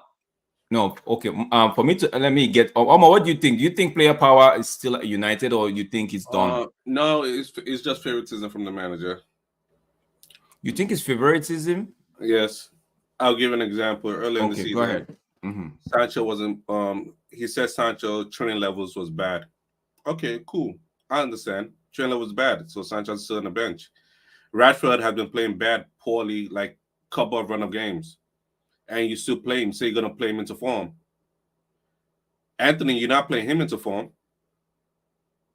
You didn't play Sancho. You're not playing other players into form. How come Rashford has to be played into form? And again, real quick, 4-3 Liverpool win. The manager said in his interview he couldn't play Ahmad earlier because of player power. No, not because of player power. I'm wrong. He said he couldn't play Ahmad because of levels in training. To me, it seemed like he's using training to judge players, and that just to me is just a favoritism because I don't know what they do in training. Like when it's time to play on the pitch, it's horrible. Yeah, I know. I hear you. I hear you on when that you say one. like you expect to win our game, no, it's not. I don't expect to win our game. It's not that I expect to win. It's how you win. It's how you win. It's how you lose. That's the thing. If you lose in a horrible way, like what are you doing? But if you lose gracefully, I'm like, okay, I understand. You try to do something, you didn't go your way, you were unlucky. But it's not even unlucky. Just like you lose because you lose. Yeah, I get you. Mamin is saying, give me a name and I might agree with you. Honestly, for me, all right, I still feel like whether I would like it or not, Rashford still has some level of power over the manager, right? People coined it to be favoritism. I feel like there's somewhere up there in the board or hierarchy that actually wants some certain players to like play even with the poor run of form, right? You still play them because, quote and unquote, they are the star of the show. So for me, that shouldn't be, the manager should be able to say and see for take for example, in my opinion, the manager should be able to just take it face value, not trying to find what's not there. Like if the manager says this guy is this, then the player should be like, okay, yeah, what I need to do is prove this guy wrong, right? So for me, the players actually feel like they know something that the manager doesn't. They have people up there that could actually call the manager and say, okay, no, this was wrong. You have to do this. We've seen it in the past, right? So I don't feel like it's been eradicated from the club all of a sudden. I still feel like there's some element of it in there, and yeah, might not be a lot, but yeah, it's there for me. I think it's still there. It's still there. But going to next season, we might just see how far it's gone in terms of trying to eradicate it. So that's just me though. So Bro, I think man asking sometimes about but player compared power. to but Jao, I mean, just to give you my own final thoughts, compared to the season before Ten Hag came in, right? Has it reduced? Yes, it has. Because the season before Ten Hag came in, we had the likes of Lingard and the Pogba's and the right. They were talking to boards and they were undermining managers. So I feel like yeah, I it's mean, reduced. It's reduced to a good level, like bare minimum, but I don't think it's out of the window totally. I don't think so. That's just me. Like you said, I bro, you don't. always yeah, I have think player power as long as you have people like Miss Rush in charge and being the CEO at United, bro. As long as it have a player on a contract for more than 9 seasons who haven't won anything with the club. You know what I mean? This is where no player power exists, bro. Like, let me be real about life. You know what I mean? Like, as much as I'm mad about Sancho and what he do, and I disagree with him, and I feel like he was wrong, let me be real. It have somebody in the background that aiming at him subliminally and not have nothing to do with him, because at the end of the day, what kind of club, bro? What kind of respectable organization trashes their employees in the tabloids? You know Mm-hmm. what I mean? Unless it's somebody who bitter and have an agenda against that person. Like, come on now. Like, I think that was so degrading and embarrassing that those things was leaked, and people was joyful about that in the press and making jokes about it, like it was making them better people or something like that. This was like crazy. You know what I mean? All those things are a sign of player power, bro. Because let me be real about life. Mason Mount wearing the number 7 for United. If that doesn't say it a player power, here is something's crazy. Because in what planet should a player who's at best above average when the mercurial number for Manchester United? That's ridiculous. You know what I Yes. mean? I would. Yeah. R10, right? You've been hearing the discussion so far. Just give me your words. What do you think about fans handing players and manager giving them putting them on the plate for rival fans and the media to actually going hard on them? What do you think? What do you make about that one? Like, do you think it's just because we are fans and emotional, or do you think what do you make of it? yeah, I've heard two sides of it. Um, I think the one side, we're emotional fan base, and so sometimes, like, we're very loud because United fans are all over the place. So when something happens, it's very it's spotlighted. It's put out there, um, front and center. So it's kind of hard sometimes um, Yeah.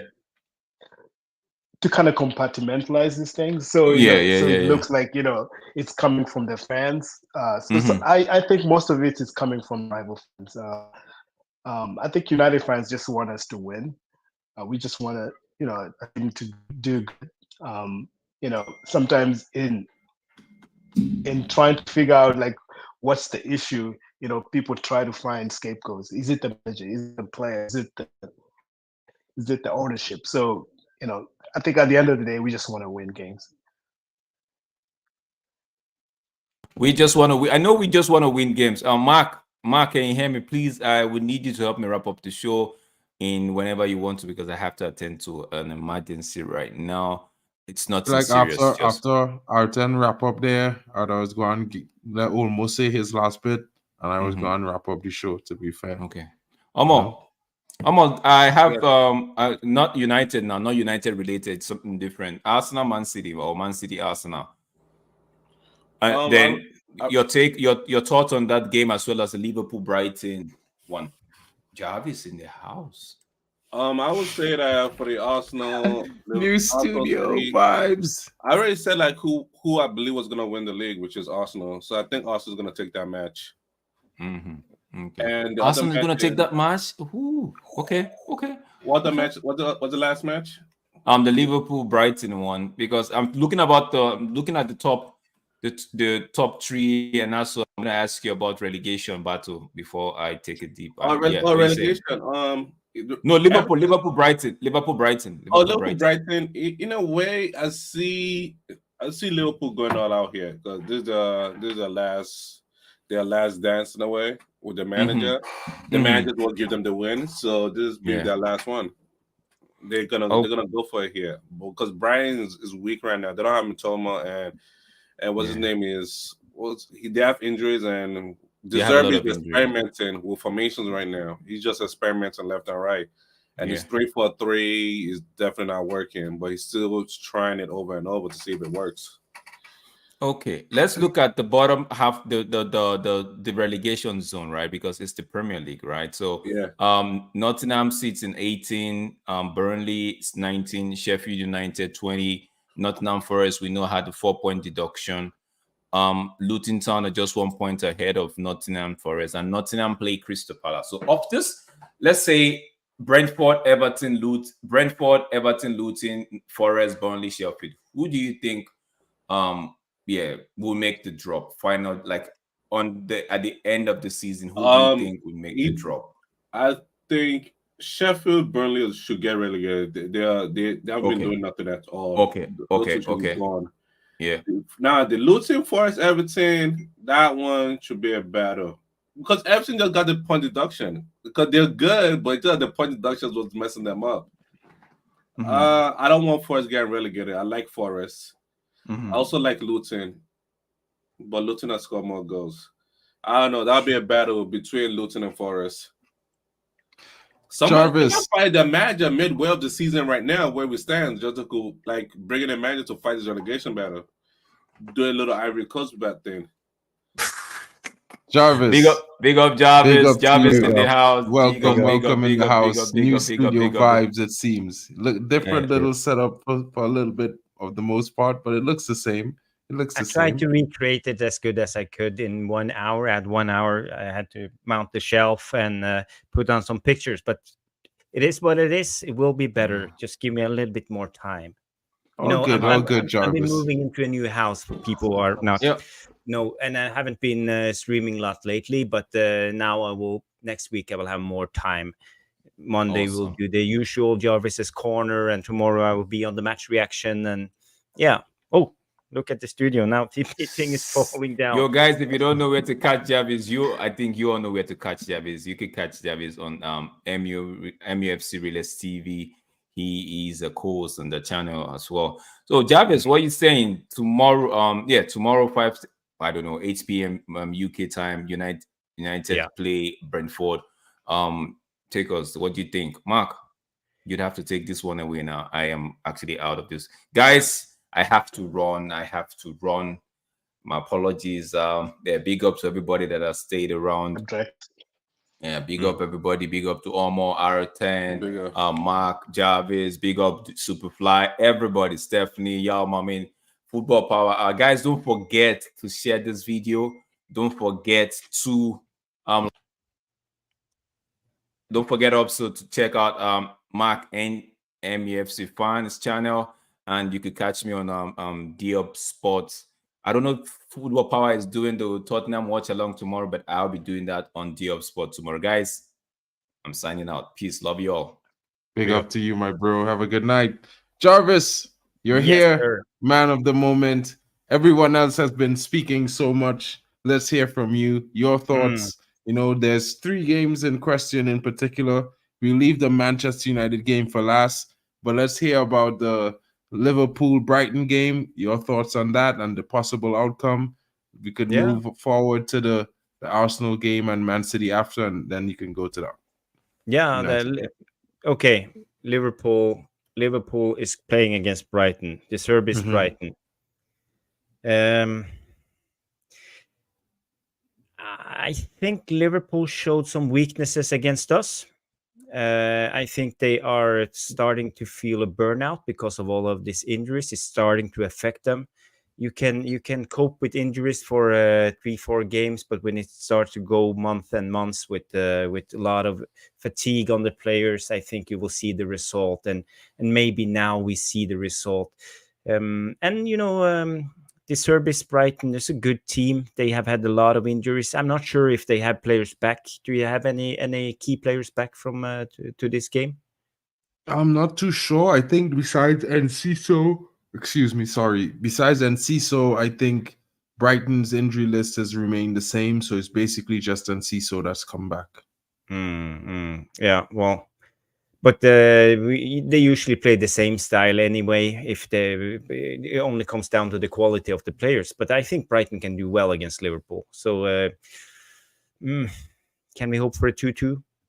That's what I was thinking myself, because I was feeling like based on the high line, it plays into both teams kind of play into each other's hands a bit. They will create chances. And I think Evan Ferguson hasn't had a really big game this season. We've seen him perform really well last season. So I think, it might be one of those times that he might just turn up. Yeah, and he has a couple of games under his belt now lately playing for is it Ireland or Northern Ireland?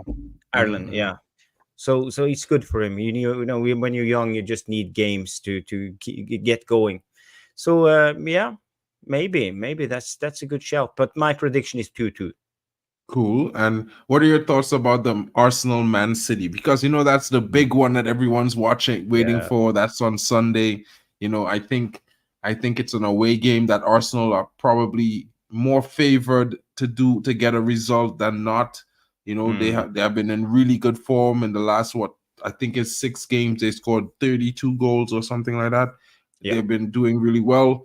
Man City have not been at their best, but I still think it's another game that's probably going to end in a draw. I feel like both teams have a lot to play for. And with the finite amount of games coming down to 10, I feel like they both can't afford to just get a draw. They have to go for the game, and it might have it open, and it might end up being a draw, but a high scoring one. It's going to be a tough one for Arsenal. It's the big exam for Arteta. He's been Pep's assistant for so many years and coming up like a blueprint of Pep. And but now it's his big exam. He needs to win this game. If Arteta lose, I think the Arsenal fans will start slowly going Arteta out. They have given him plenty of time. I think, is it 5 years now, or is it 4? This will be the 5th season.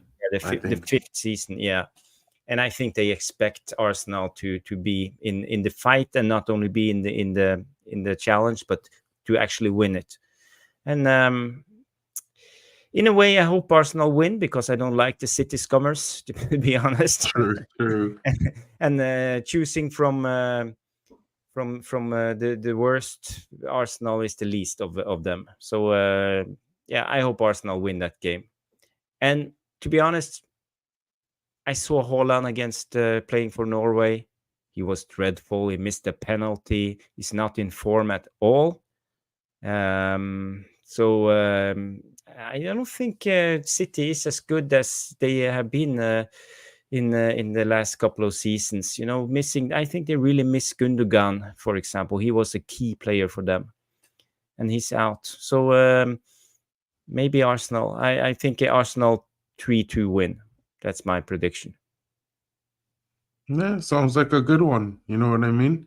And what are your thoughts on the Manchester United game? Because I already told everyone I think we're going to win 4-1. I think Højlund is going to have a hat trick. I think it's going to be a big game for the young lad. I know Brentford is a tough game, but they haven't been performing well. They've had less points accrued in the last 5 games than Burnley and Sheffield. To be fair, they've won 2 games and Brentford hasn't won any. So it's one of those things for me where I do know that the striker Ivan Toney has a huge price tag. He's probably going to turn up for this game because he wants to bring suitors in. But at the same time, I look at our attack and I was like, these guys have been performing really well, especially Garnacho. He's been in great form. I feel like he's taken his game up a level. And I feel like our attack, is going to be more consistent, and I just feel like we have a little bit more firepower than Brentford does and a little bit more belief in the tank from the game that we won against Liverpool, to be fair. Yeah, well, people talk about Brentford's form, but you got to know in the last 5 games they played against Arsenal, Chelsea, West Ham, and Manchester City. They lost against Burnley. Okay, that was a big loss, 2-1. But the other 4 games, no one expects them to win. And they play good. They don't need possession to be. They are comfortable when they're not in possession. They play with a back 3 or a back 5 all the time, and they play on the counter. And they can easily sit back and just let the opposition keep the ball, and they are comfortable with that. And against Arsenal, they won. They lost 2-1. But and Arsenal had about 70% possession, but Brentford, the XP of that game was almost 1-1. So Brentford is a good team, and we shouldn't underestimate them at all. No, and it's not going to be an easy game. And I think you're mistaken when you're saying it's going to be a 4-1. For me, I think if we're lucky, we'll win 2-1, but it will be a tight game. We will have possession. We will bang our head against the wall for 90 minutes, try to score. And they will sit back, be comfortable. I think it could be a similar game to the Bournemouth game that we lost against Areola. No, what's his name? The manager. Iraola. Iraola, yeah. And I think Thomas Frank plays a semi close style in tactics. They sit back with a mid block, low block, and they're comfortable without possession. And they have good counter-attacking players in Visa and especially Mbuemo. I'm not sure if he's playing tomorrow, but he's the one I would look out for if he plays. More than Ivan Toney. Well, true. I wasn't really I wasn't really underestimating Brentford when I was saying that, but I was saying if Wan-Bissaka starts at the left back again, then he would be playing against Wisa. And I think if Wisa is against Bissaka, I think that kind of nullifies Brentford a lot going forward, because for the last 10 games, he's been like their best, most consistent player. He's always doing something that's creating a goal, getting an assist. So I feel like, and also Serge Reguilon has been huge for them, and he's missing from the game. And Serge Reguilon has been creating assists for them. He's gotten I think it's 3 or 4 of them this season in the last 7 games. So it's one of those things where they're missing a lot as well. And United is actually on the rise. You know what I mean? Our stock is on the rise in the terms of the performances that we've had most recently. We have players returning fit from injury. Martinez might be playing. So, I feel like it's a United squad that's coming up against Brentford in a moment where we're a lot stronger and more confident than we were games ago in the season. So we are, but you got to remember Thomas Frank. He gets the best out of his players, and especially against the big teams, he gets them to perform. They give always 100%. You remember the last game earlier this season? You had Pinnock, the center back. He was fantastic. You have the midfielder Jensen. He was up for the game, fighting, slide tackling, winning duels, all over the place. So and then I remember. Do you remember the? I think it was Christopher Ayer who had a tackle in the 88th minutes, and everybody was celebrating. Yeah, he got the tackle in, and then we scored at the end of the 90th minute or something and won the game. But this is the kind of game we will see tomorrow. They will be up for the game. So the question is, will our players play up for the game? We recently won against Liverpool. They've been away. Some been to South America, Argentina, chilling with friends. And the tempo of the international football, with the national teams, it's lower and it's not the same. So it takes a little bit of time to come back and get up to speed again. So I don't expect much tomorrow. It will be a tough game. And I don't see any performance from Højlund. He's been out injured, and he will be packed in with 3 center backs all the time. So there won't be any space for him. They will watch out for Højlund. The ones who can score is actually McTominay. He can come deep, but not even there won't be a lot of space because they have 3 center backs. So the area we have to attack is the space between the 3 center back and the wing backs, because they will be a little bit higher. So we have to put our faith in Rashford and Garnacho. That's the thing. I don't mind putting some stock in the young Garnacho. I've watched 2 of his 2 games for Argentina, and I feel like he's performed well. He was always a threat, and I think if you look at the game against Everton where he won both the penalties, I'm saying that it's possible we could have a game like that where he's probably going to win a penalty, because he gets forward really well. He usually has the beating of his man, and I'm not saying Brentford is a very good defensive team, and I'm just thinking that it's high time United had a game where everything clicked for forwards. You know what I mean? And I know Højlund is back from injury, but he had those 2 games for Denmark over the period of the international break. He did get 70 minutes, and he was back early this week, where he had like at least 3 training sessions at the club. He was back since Monday. So it's one of those things for me where I look at it like, it's possible he might have a good game. Plus, he's been riding his luck with the Premier League. He has 7 goals in 6 matches. So I'm hoping that he could continue that form. Maybe he could get to 10 and 10 like Van Nistelrooy, you know what I mean? But at the same time, like, I'm just looking at it, it's high time. Like, Garnacho performances has been building and building over the last few weeks, and he hasn't gotten a goal, but he's been creating and assisting. So, I just look at it like our attack is performing. Even though Rashford is not at his best, he is still showing up in moments and critical moments. Look, Anthony even came off the bench and provided a great goal that kept us in the match, and he gave a good performance, and then he dropped into defense as well. So I feel like we have more and more options and more confidence coming back into the squad. So it's just one of those things. But the thing is, with Brentford, they have a lot of injuries, and I mean a lot of injuries, and on key players, as you mentioned, Reguilon is suspended. They have Aaron Hickey, the fullback, is long time injury. Ben Mee, fantastic center back.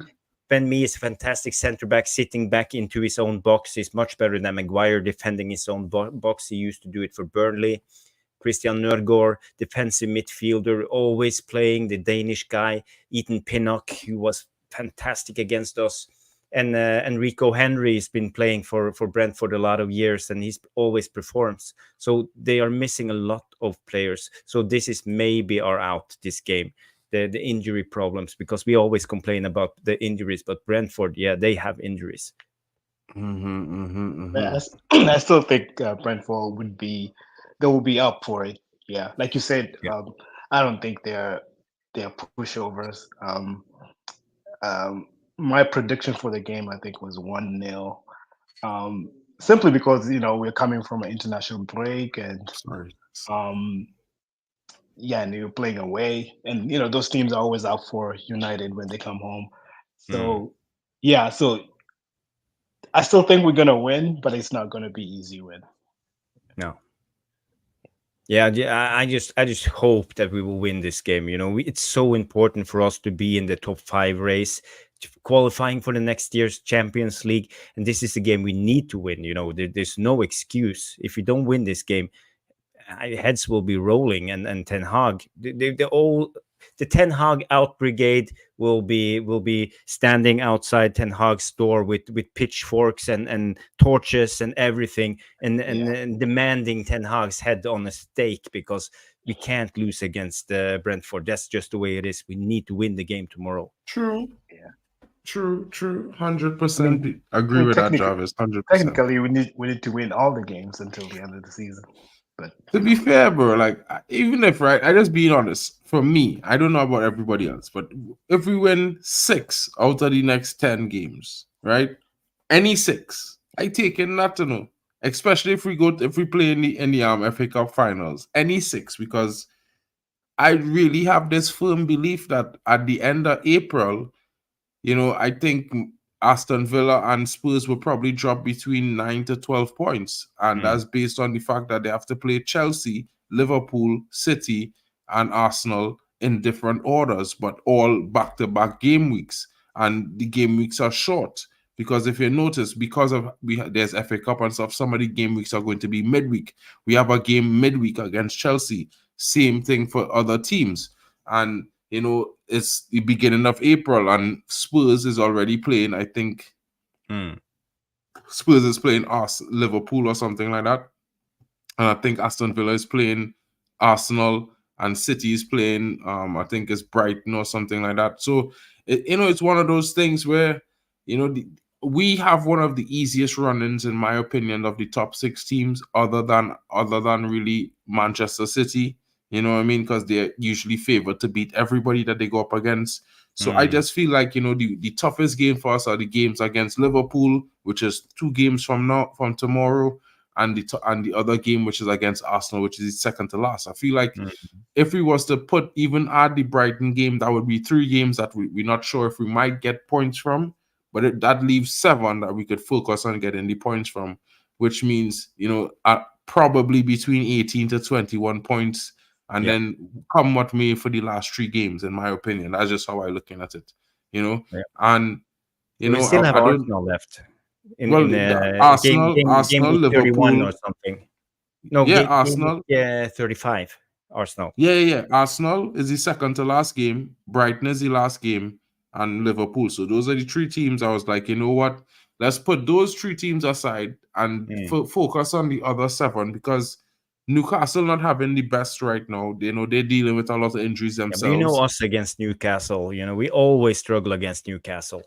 Exactly. At least this season and last season. That's why I'm saying.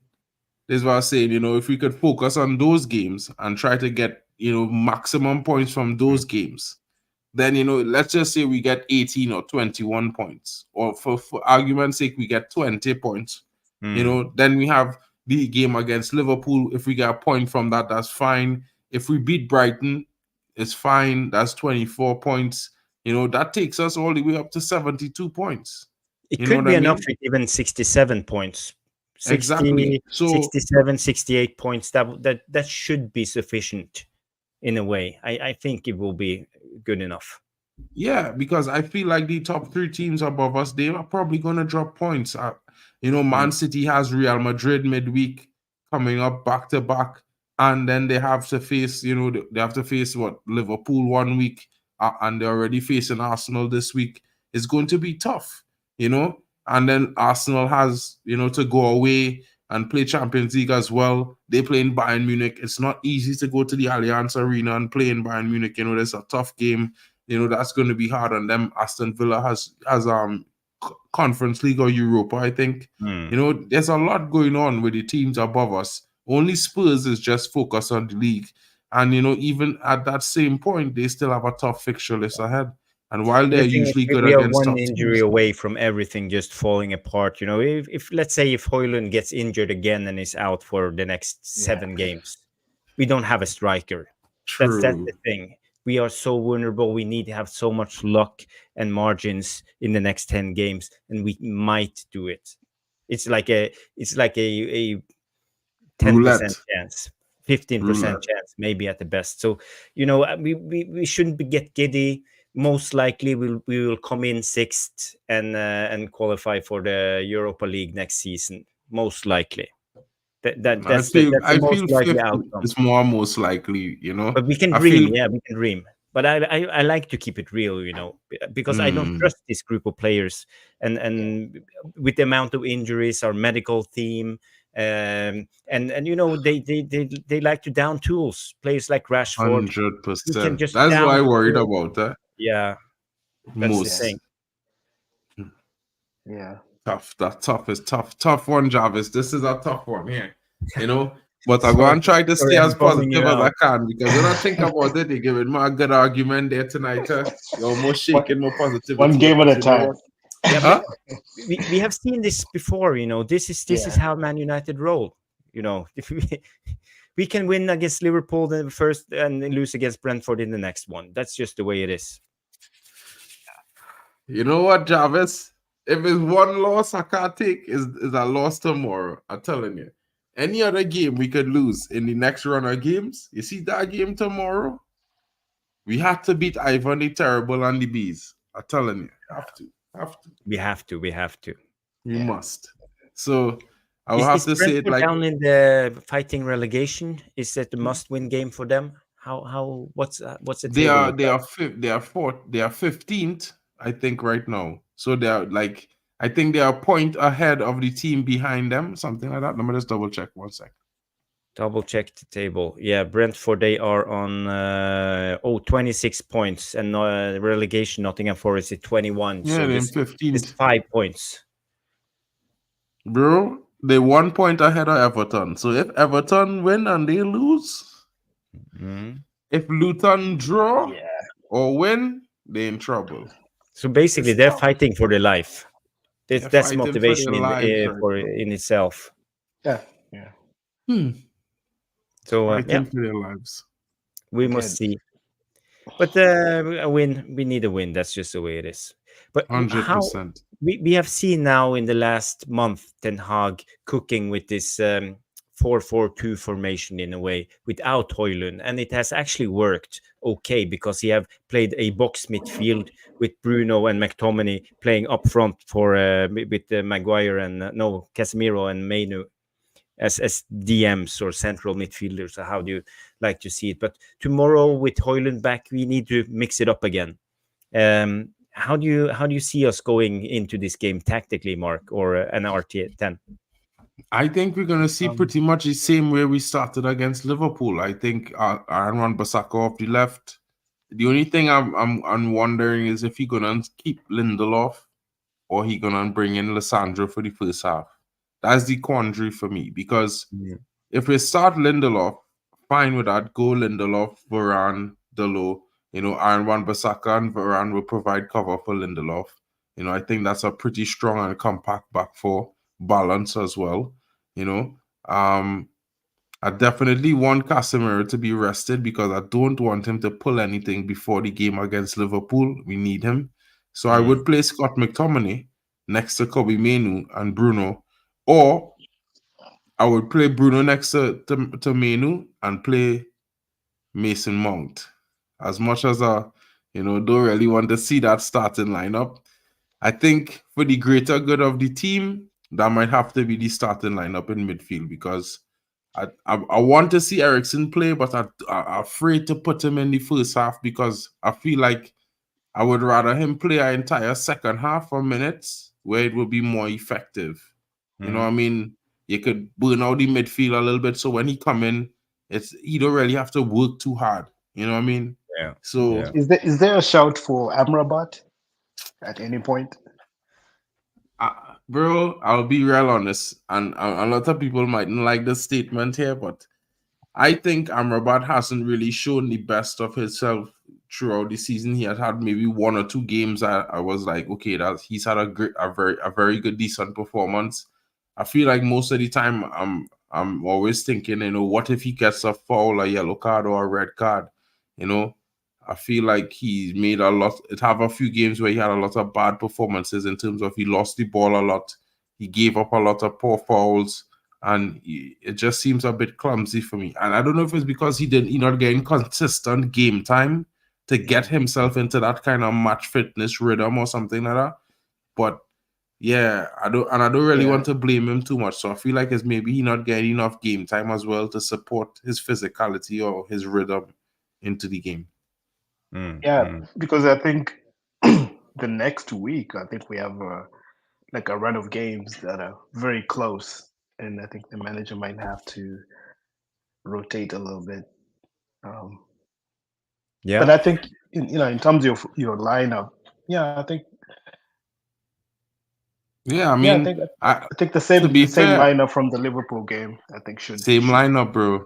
I was should be going with fine. But because the thing with the same lineup is we going back to the default formation, the 4-2-3-1 formation, but it's not the 4-2-3-1. It's actually just one sitting midfielder, and we overcommit always when we're going forward in the press play. And now we got to remember they play with the back five, and I'm not sure. I'm not exactly sure how they build up when they play out from the back, Thomas Frank, but I don't expect them to try to play out from the back because they don't cherish possession. They just try to hit us on the counter, playing transition football and sitting deep with a mid block or a low block.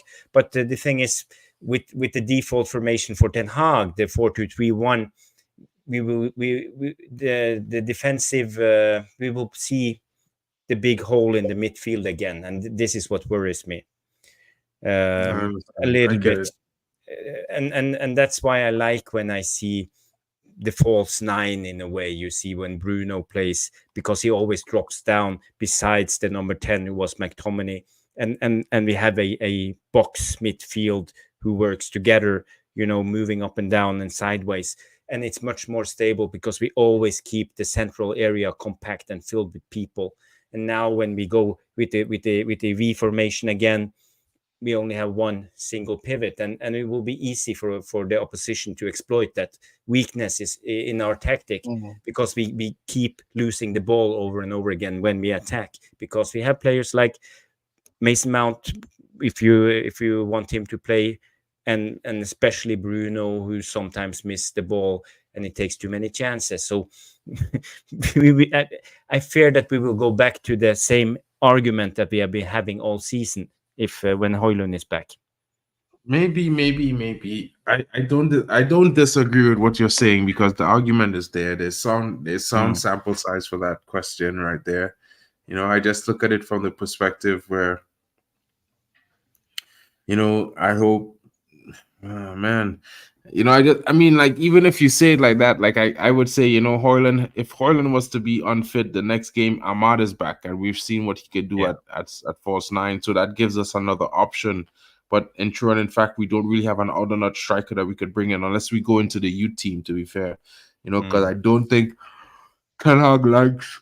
Excuse me, sorry. I don't think Ten Hag likes Joe Hugel or Charlie McNeil, but No, they're not you ready. never know. They're not There's ready to play in the Premier League level. An So- interesting question from Stephanie comes in there and said, "What about Eriksen's minutes?" Well, that's the thing. That's the thing. What I was saying earlier, Steph. I would like to see Eriksen play in the second half for the 45 minutes especially because of the impact he had coming on in the second half against Liverpool. I'm just not too sure if I wanted him to start. Now, he's not injured, but we already know that he's spoken to the press ahead of the international break, saying he was unhappy with his current allotment of minutes and would like to play more games. So you never know what could be happening with that situation at the moment, to be fair. I would rather see Eriksen play than Mason Mount, to be honest. I trust Eriksen more. I could support that. I could support that. And just because I think he's better on the ball, he's more precise, he has higher pass percentage, and he's not wasteful in possession, because then we won't play into Brentford's hands with losing the ball all the time, so they can transition and counterattack on us. I would like to see more ball carriers and better passers on the pitch against Brentford. 100%, 100%.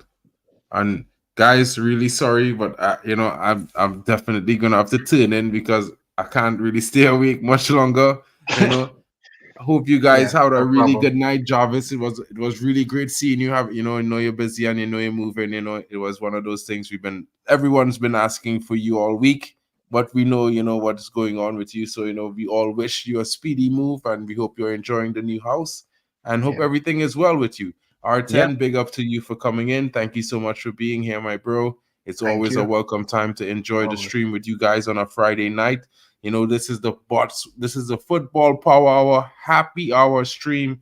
Guys, we usually get the predictions in, but everyone here on the screen, we have our predictions in already for the match week. Guys and girls, if any one of you want to get your prediction in, please drop it in the community page posts either on Mark and MUFC Fan, that's my channel, or the Football Power community page, guys. We will definitely be adding them to the script in the morning. That's usually what I do while I'm watching the first Premier League game. So, guys, thank you so much for joining us. It's been a great Friday. Been a long stream enough.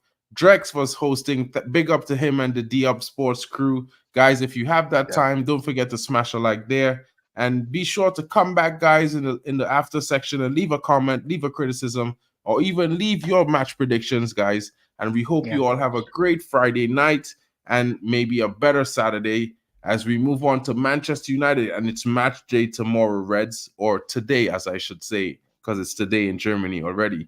Hope you all have a great night. Jarvis, thanks so much for being here. R10, big up to you, Stephanie Griffith, Imran Khan, DJ Superfly, Yali Malmeen, my bro, the stats man. You know, big up to you. Hope you have a good night.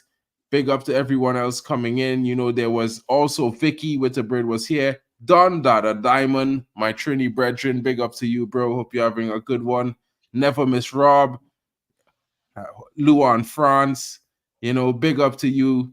Hope you have a good night. Catch you all later.